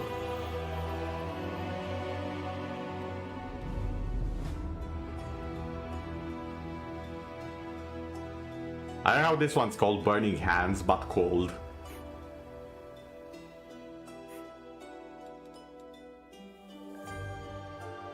Elemental Swarm. Opens a portal, summons elementals from it. 2d4 elementals, oh god, that's a lot. Elemental does have some good bonuses. I've personally never done a mixed ancestry like that.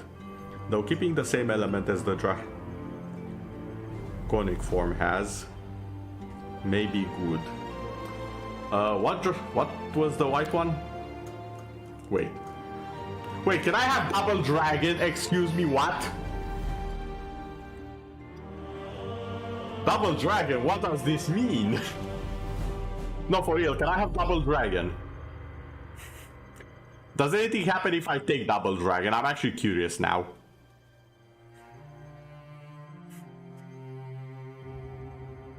Can I just do that? Is that allowed? Okay, hold on. Wait. I can just go double white dragon.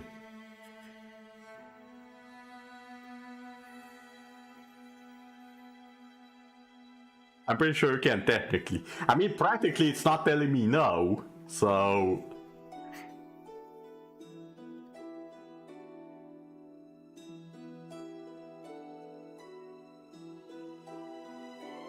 I'm curious how that would work though. Does it just count it as one, and I don't get the benefits of the others?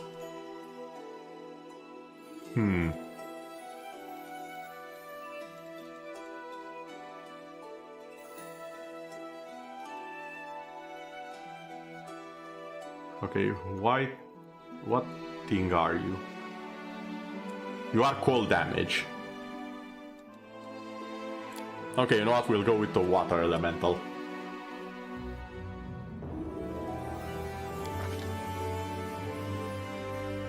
And now for spells. Obviously magic missile.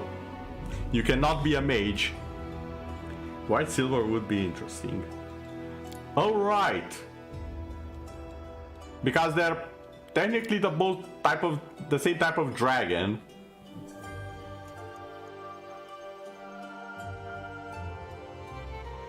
But one of them is evil, one of them is good. So what happens?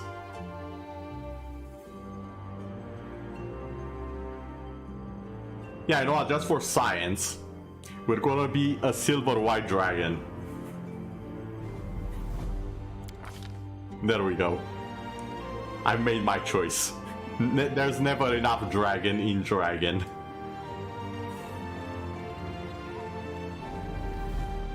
Snowball. You conjure a ball of packed snow that I can throw at a single target as a ranged touch attack.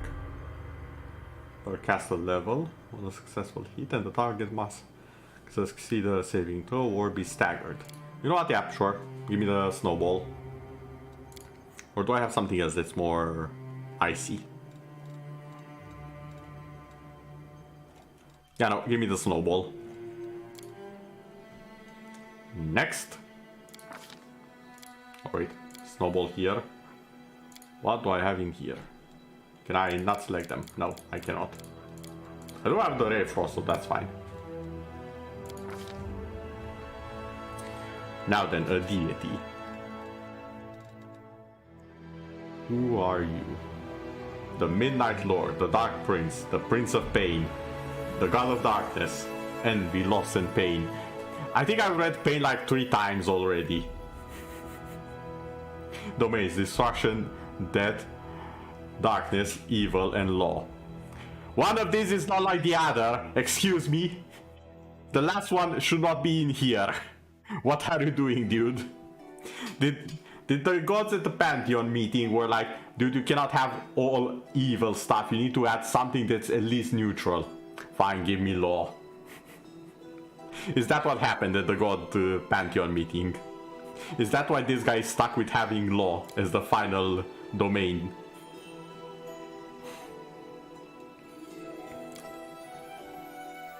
Urgotoa, known as the Pallid Princess and Lady Despair, is the goddess of physical excess, disease, and the undead.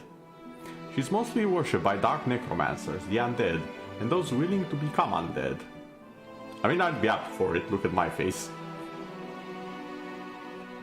Sometimes those who live gluttonous lifestyles make supplication to her, as do those suffering from a serious illness. They are authoritarian, so I mean, evil totalitarian country can definitely have it all. Yeah.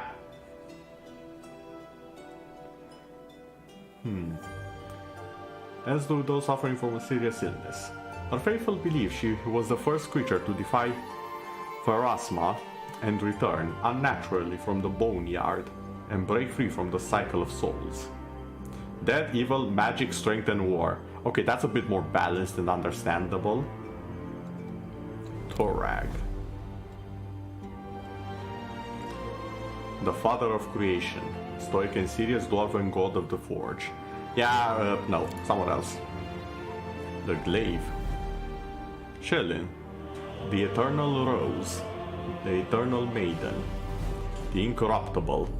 We'll see about that. The goddess of art, beauty, love, and music. Oh, sweet goddess, if you knew what's on Twitter these days, you would probably return to being a legend in the myth very fast. Sare and Rai. Ooh, scimitar. Okay. Can I have someone with cold? I'm looking for someone with cold. Or ice. As the domain. Water. Okay. That's kind of there, I guess. Sun, glory, thingamajig. Going further up. Chaos, distraction, air, plant, water, weather. Okay, we're kind of close. We're getting closer. Law, protection, war. Animal, community, good, law, plant. Chaos, good, liberation, luck, travel. Chaos, charm, good, strength, travel. Luck, trickery. Oh. Atheism usually denotes the belief that those beings commonly called gods are not worthy of the authority and reverence bestowed upon them by others. Atheists rarely doubt the existence of deities, which is not the case around here, and generally acknowledge that deities are very powerful beings, but in them no more than that. Instead of gods, they tend to revere ideals such as goodness and freedom. Philosophies such as the prophecies of Callistrate or diabolism, or nothing in particular. Okay, incorrect apply to the people, blah blah. Asmodeus, definitely not. Abarar. Who is that person with the water? A dualistic deity of nature, a god of the storm and sky, and also goddess of wave and surf. Born of the ocean's fury and the wind's wrath. Goldsworth is a fickle deity. You know what? This god has a dual nature. I'm a dual dragon. I think we'll get along.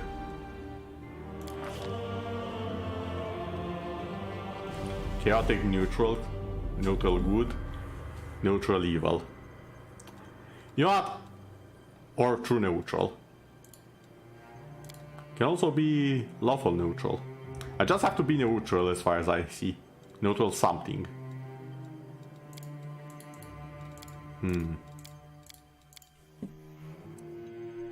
You know what, I'll go with True Neutral.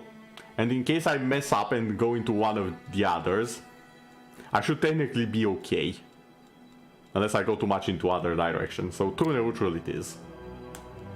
I don't even know if this can change later on, to be honest. It could in Neverwinter Nights, not sure about this game.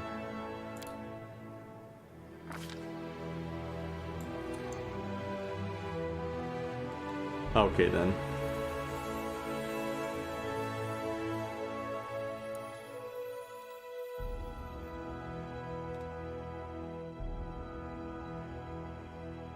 Okay, a bit more.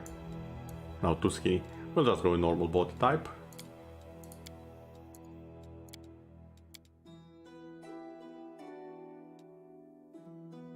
As for face,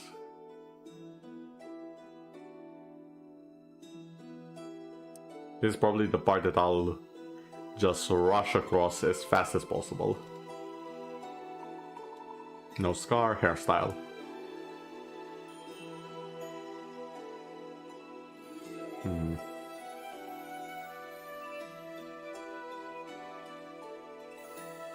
No, definitely not bald.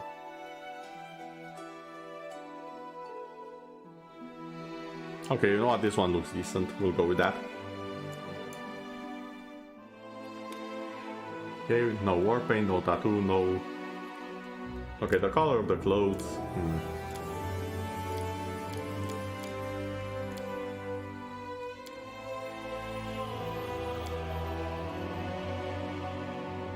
Yeah, okay, I kinda like this. We'll go with this. A mere flesh wound. So many thoughts, so little time. Strike as one. Adventures await. My skills exceed yours. None shall escape! Okay, I know it said aggressive, but that was a bit. This will hurt. Not that I care. Beautiful. I'll need to review this spell later. I'm always ready. Forwards! I do not like the confident voice. Backwards! Get it off me. Get it off me. Let's shake a leg. Let us press on. You're done for. I feel faint. The path is clear. A solid plan. Everyone counts on me. Combat is adjourned. Damn, son! Really, damn son? Really? I need to concentrate. Someone else would make better use of this. I'll go ahead. Time's not waiting. You know, it kind of fits the image of the character, so I'll go with this one. Oh my god, I can't believe we're actually going into the game. Someone... I would say someone clip it, but it will probably make for a boring clip, so don't actually do that.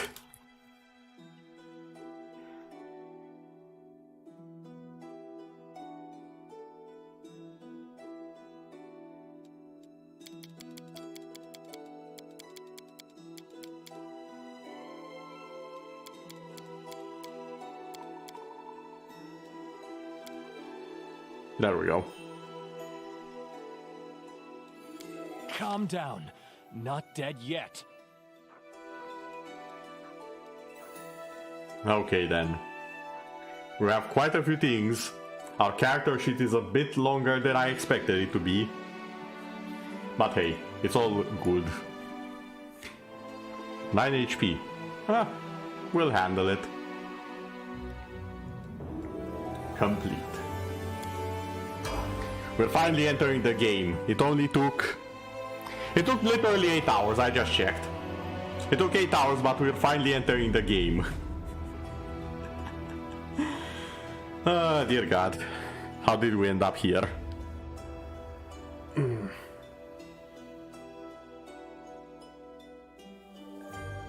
Generals like heroes have different classes. They can specialize in melee combat, spellcasting, or traps and siege weapons. We did it! Victory! I swear to God, if we die in the first minutes of the game, I will laugh.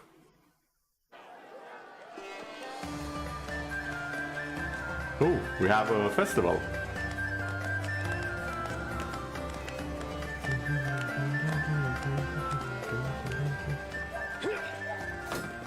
Is that us?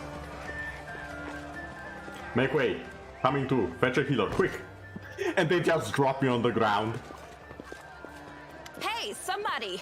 We got a wounded fighter. Can we get a healer over here? It's voiced.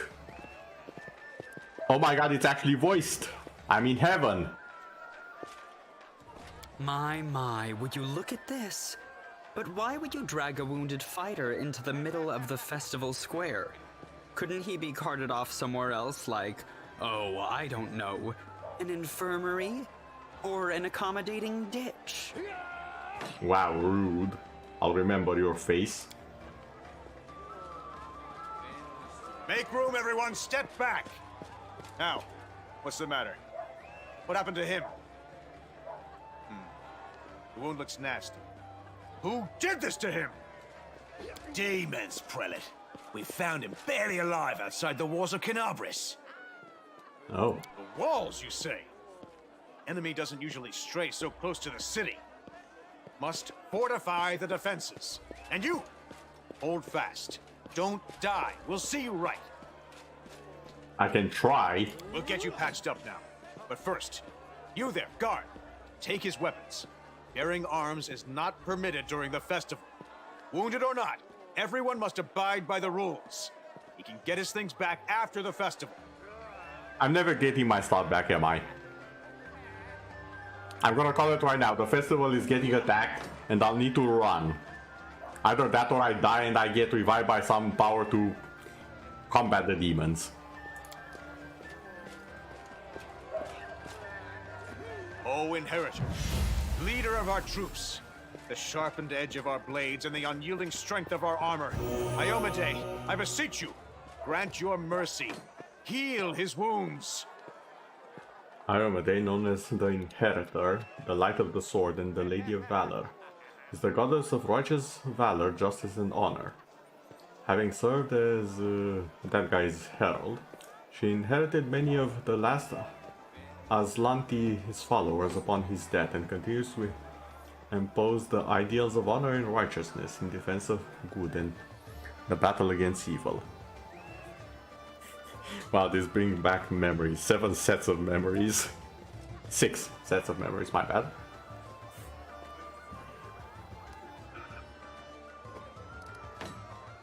I won't give up that easy. Hear, hear!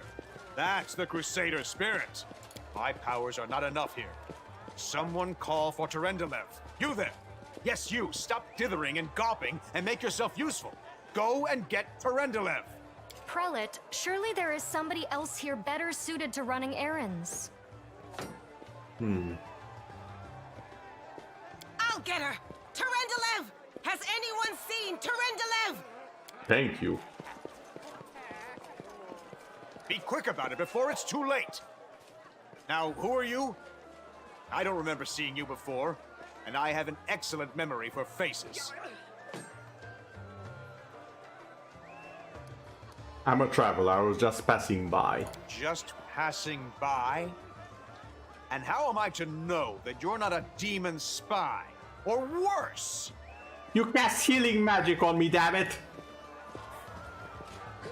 You cast a miracle on me and I didn't take damage. What do you expect? My dear Prelate, please, for the sake of the festivities, stop interrogating this poor man. He has been through enough already. Go on. I'll take care of him. All right, as you wish. You are our protector, and a dragon at that. Excuse so I shall me? defer to your wisdom, but be on your guard. I've Fellow been dragon? informed he was wounded near Canabris. That means the demons are prowling just outside the walls, and the city is crawling with their spies. Others may be able to relax on this holiday, but not you or I. Not the defenders of this city.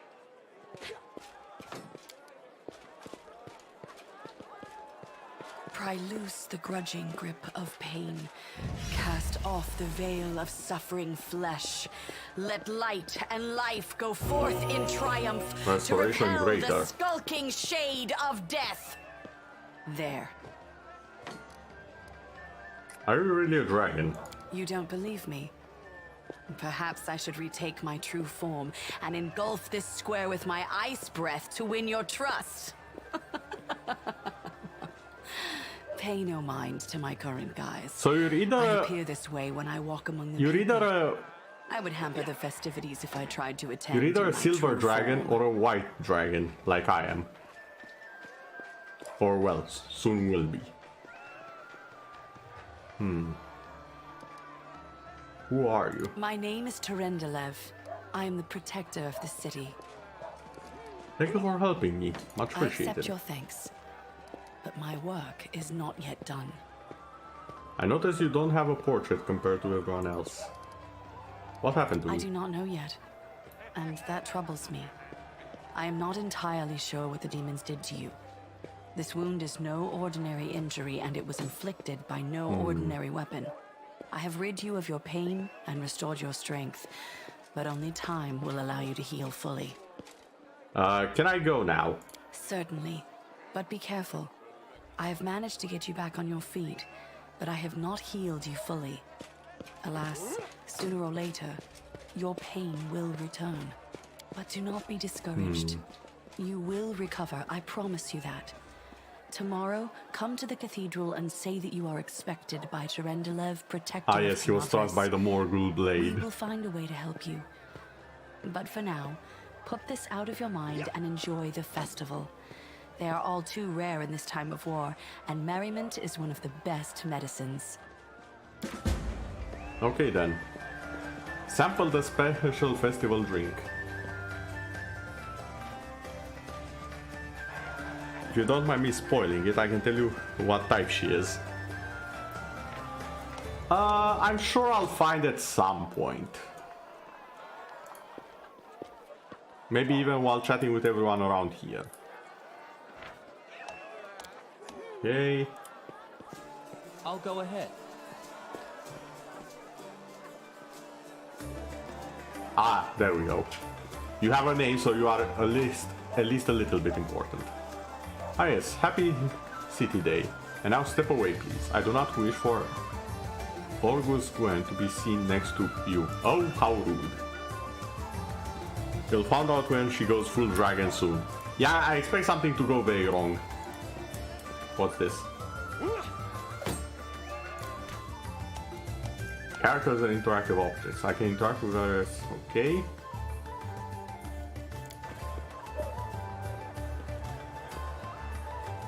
This is a minigame. Do I have to click something? Never mind. Bullseye.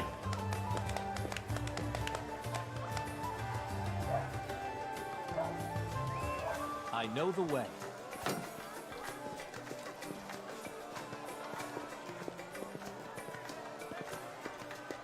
Anyone with... Wait, stranger. I am the answer, but what is the question? I don't know, you tell me. I'm gonna keep an eye on where you go. You seem sus. Follow my lead.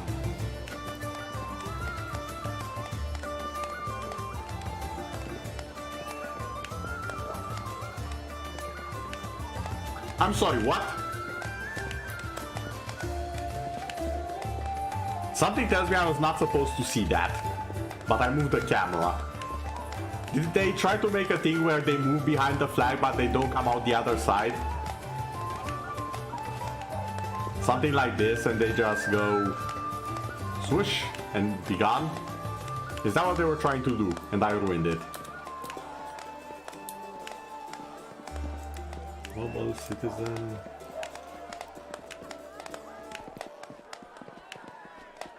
Oh, you have a name. I think something terrible is going to happen as usual. Okay. You. I remember you. As a local citizen guard.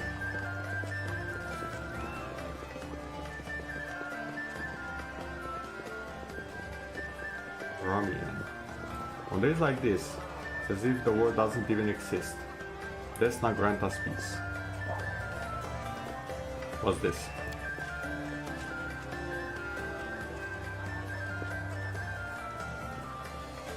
Oh, I'm drinking.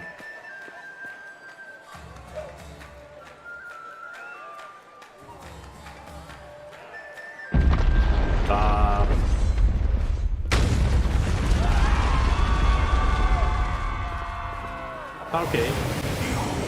Crusader gods, behold Iomade, you poor imposter. Oh, those are nice. Fall to me.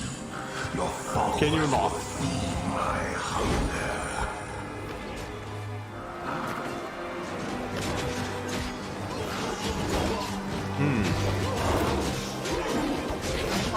An ogre from Dragon Age. Hold on, get the camera back. That's just a bloody ogre from Dragon Age.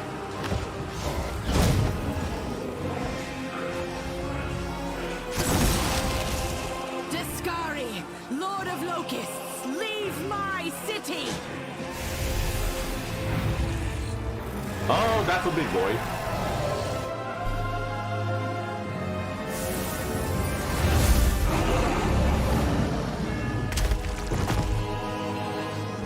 Ooh, back of the head. Let the feast And there goes the begin. entire head.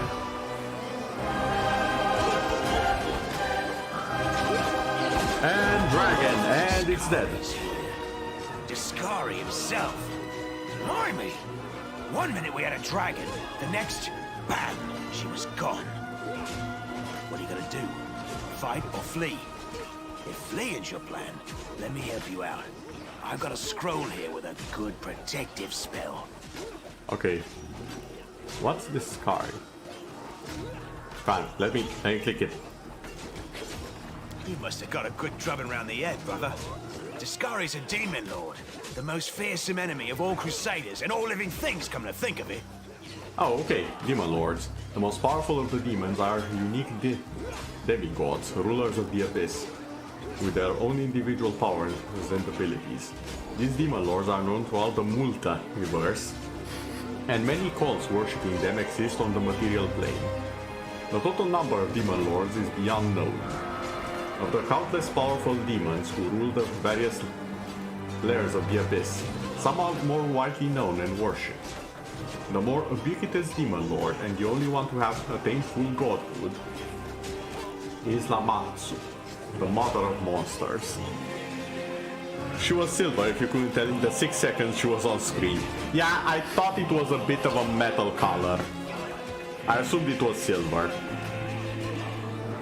Because she didn't mention ice breath, so it had to be white or silver. You know what? Give me a weapon. Sure thing. Here, take this. Best crossbow I've got.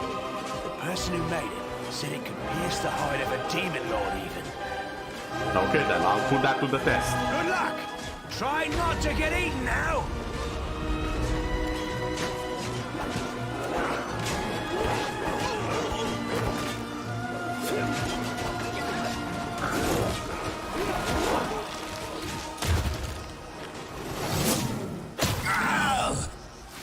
A mortal gnat snaps its jaws at the Lord of Locusts.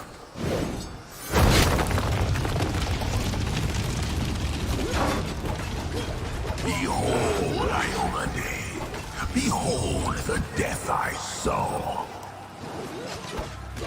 And I'm off. Well, I was kind of right with the day being ruined and me dying, because I'm pretty sure I should be dead from that. That seemed like quite a bit of a fall. Unless my dragon-descended skull is quite The silver resistant. dragon, Terendelev, the defender of Canabras, fell in battle. Hardly surprising, as she had to fight the demon lord Discari himself. He willed the land to part and swallow all who dared to stand in his way. But the war was still far from over. And yeah, they literally told me Silver Dragon Terendelev. Also, though, you call that a battle? That was a sneak attack if I've ever seen one. She was still transforming.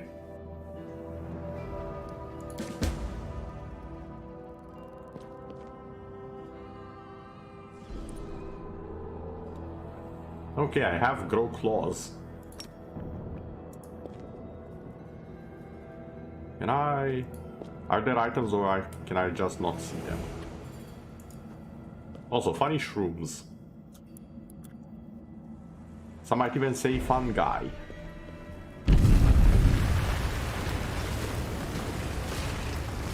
Oh, hi there.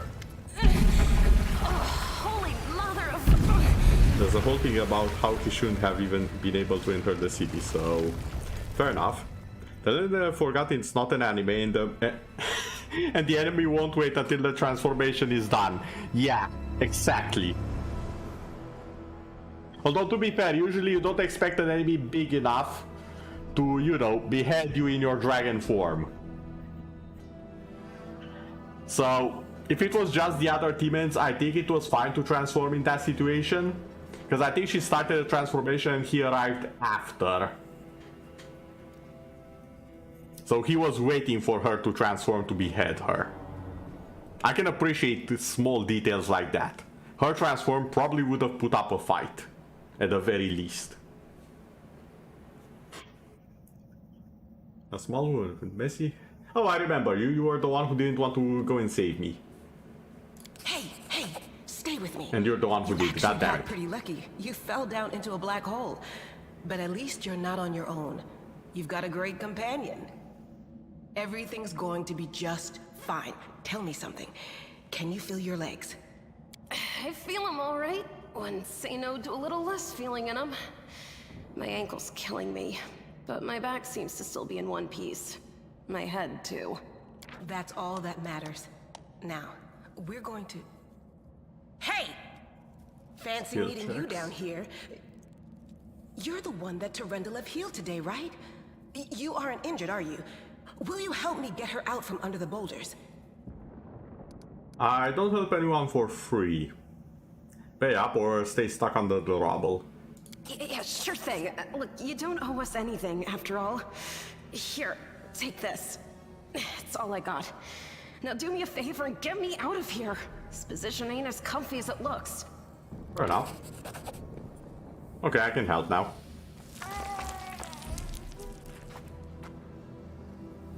Summoning all your strength, you managed to lift the rocks up enough to free the wounded woman from the rubble.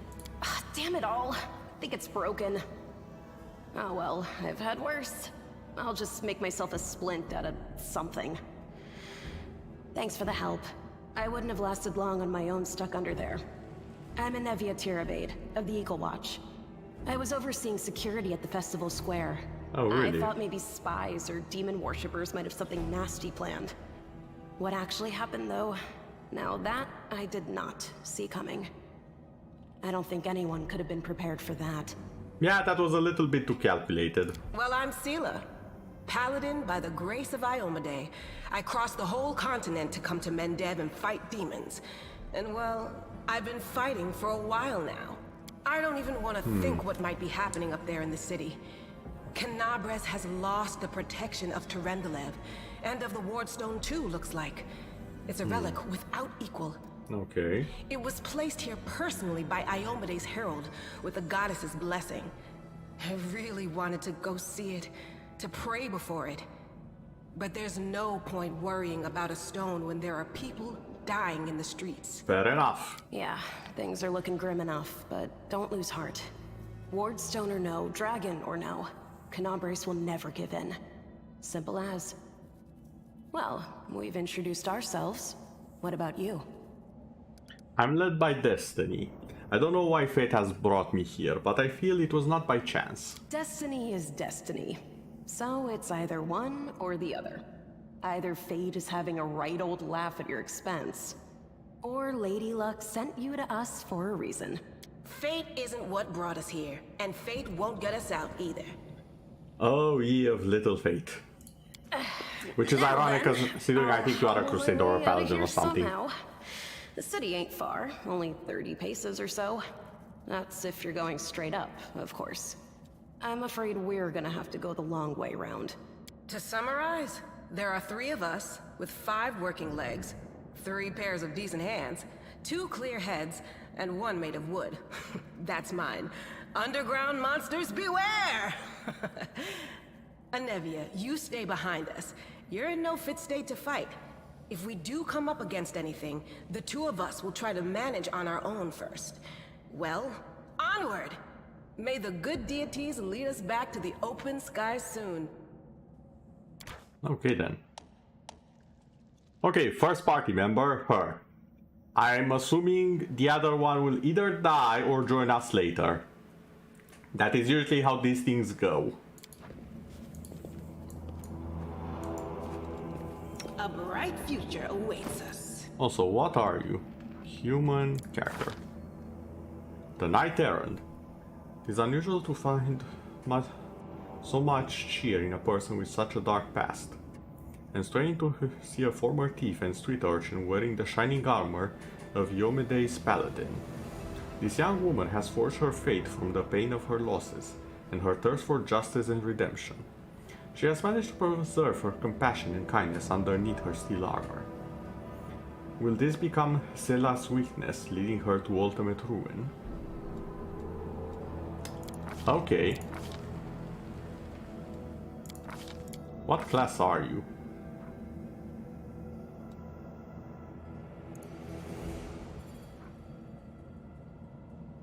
You're a paladin. So yeah, I was right.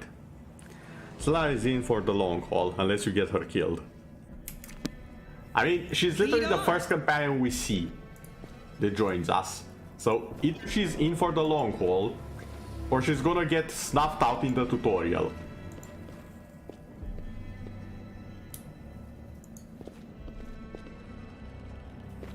And I like that she's actually moving to stay behind us.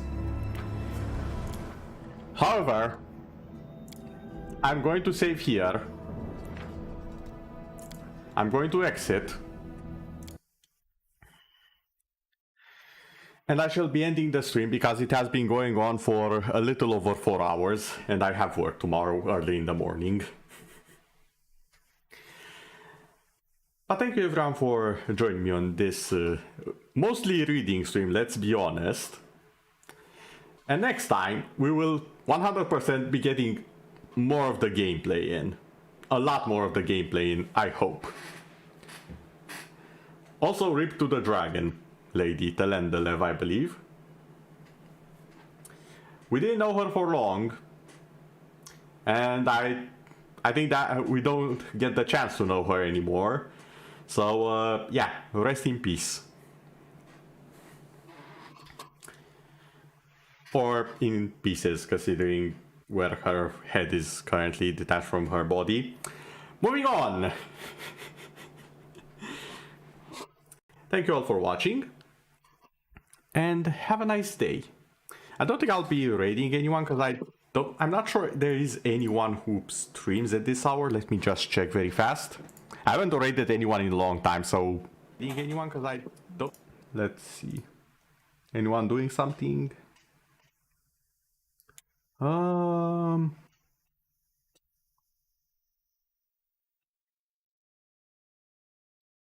There are a few people I know, but nothing too interesting, and I'm pretty sure it's late for several of you, so off to bed everyone. Thanks for being here, hope you've enjoyed. The VOD is up if you've missed anything and want to recap. If I was reading, I would have been on an hour ago. Yeah, I do know the time you stream sometimes overlaps with mine. Hence why I've also raided you before on occasion whenever I see you online. You are one of the priority people for me to raid, Kami. Simply because I do like your stuff and I like you as a person.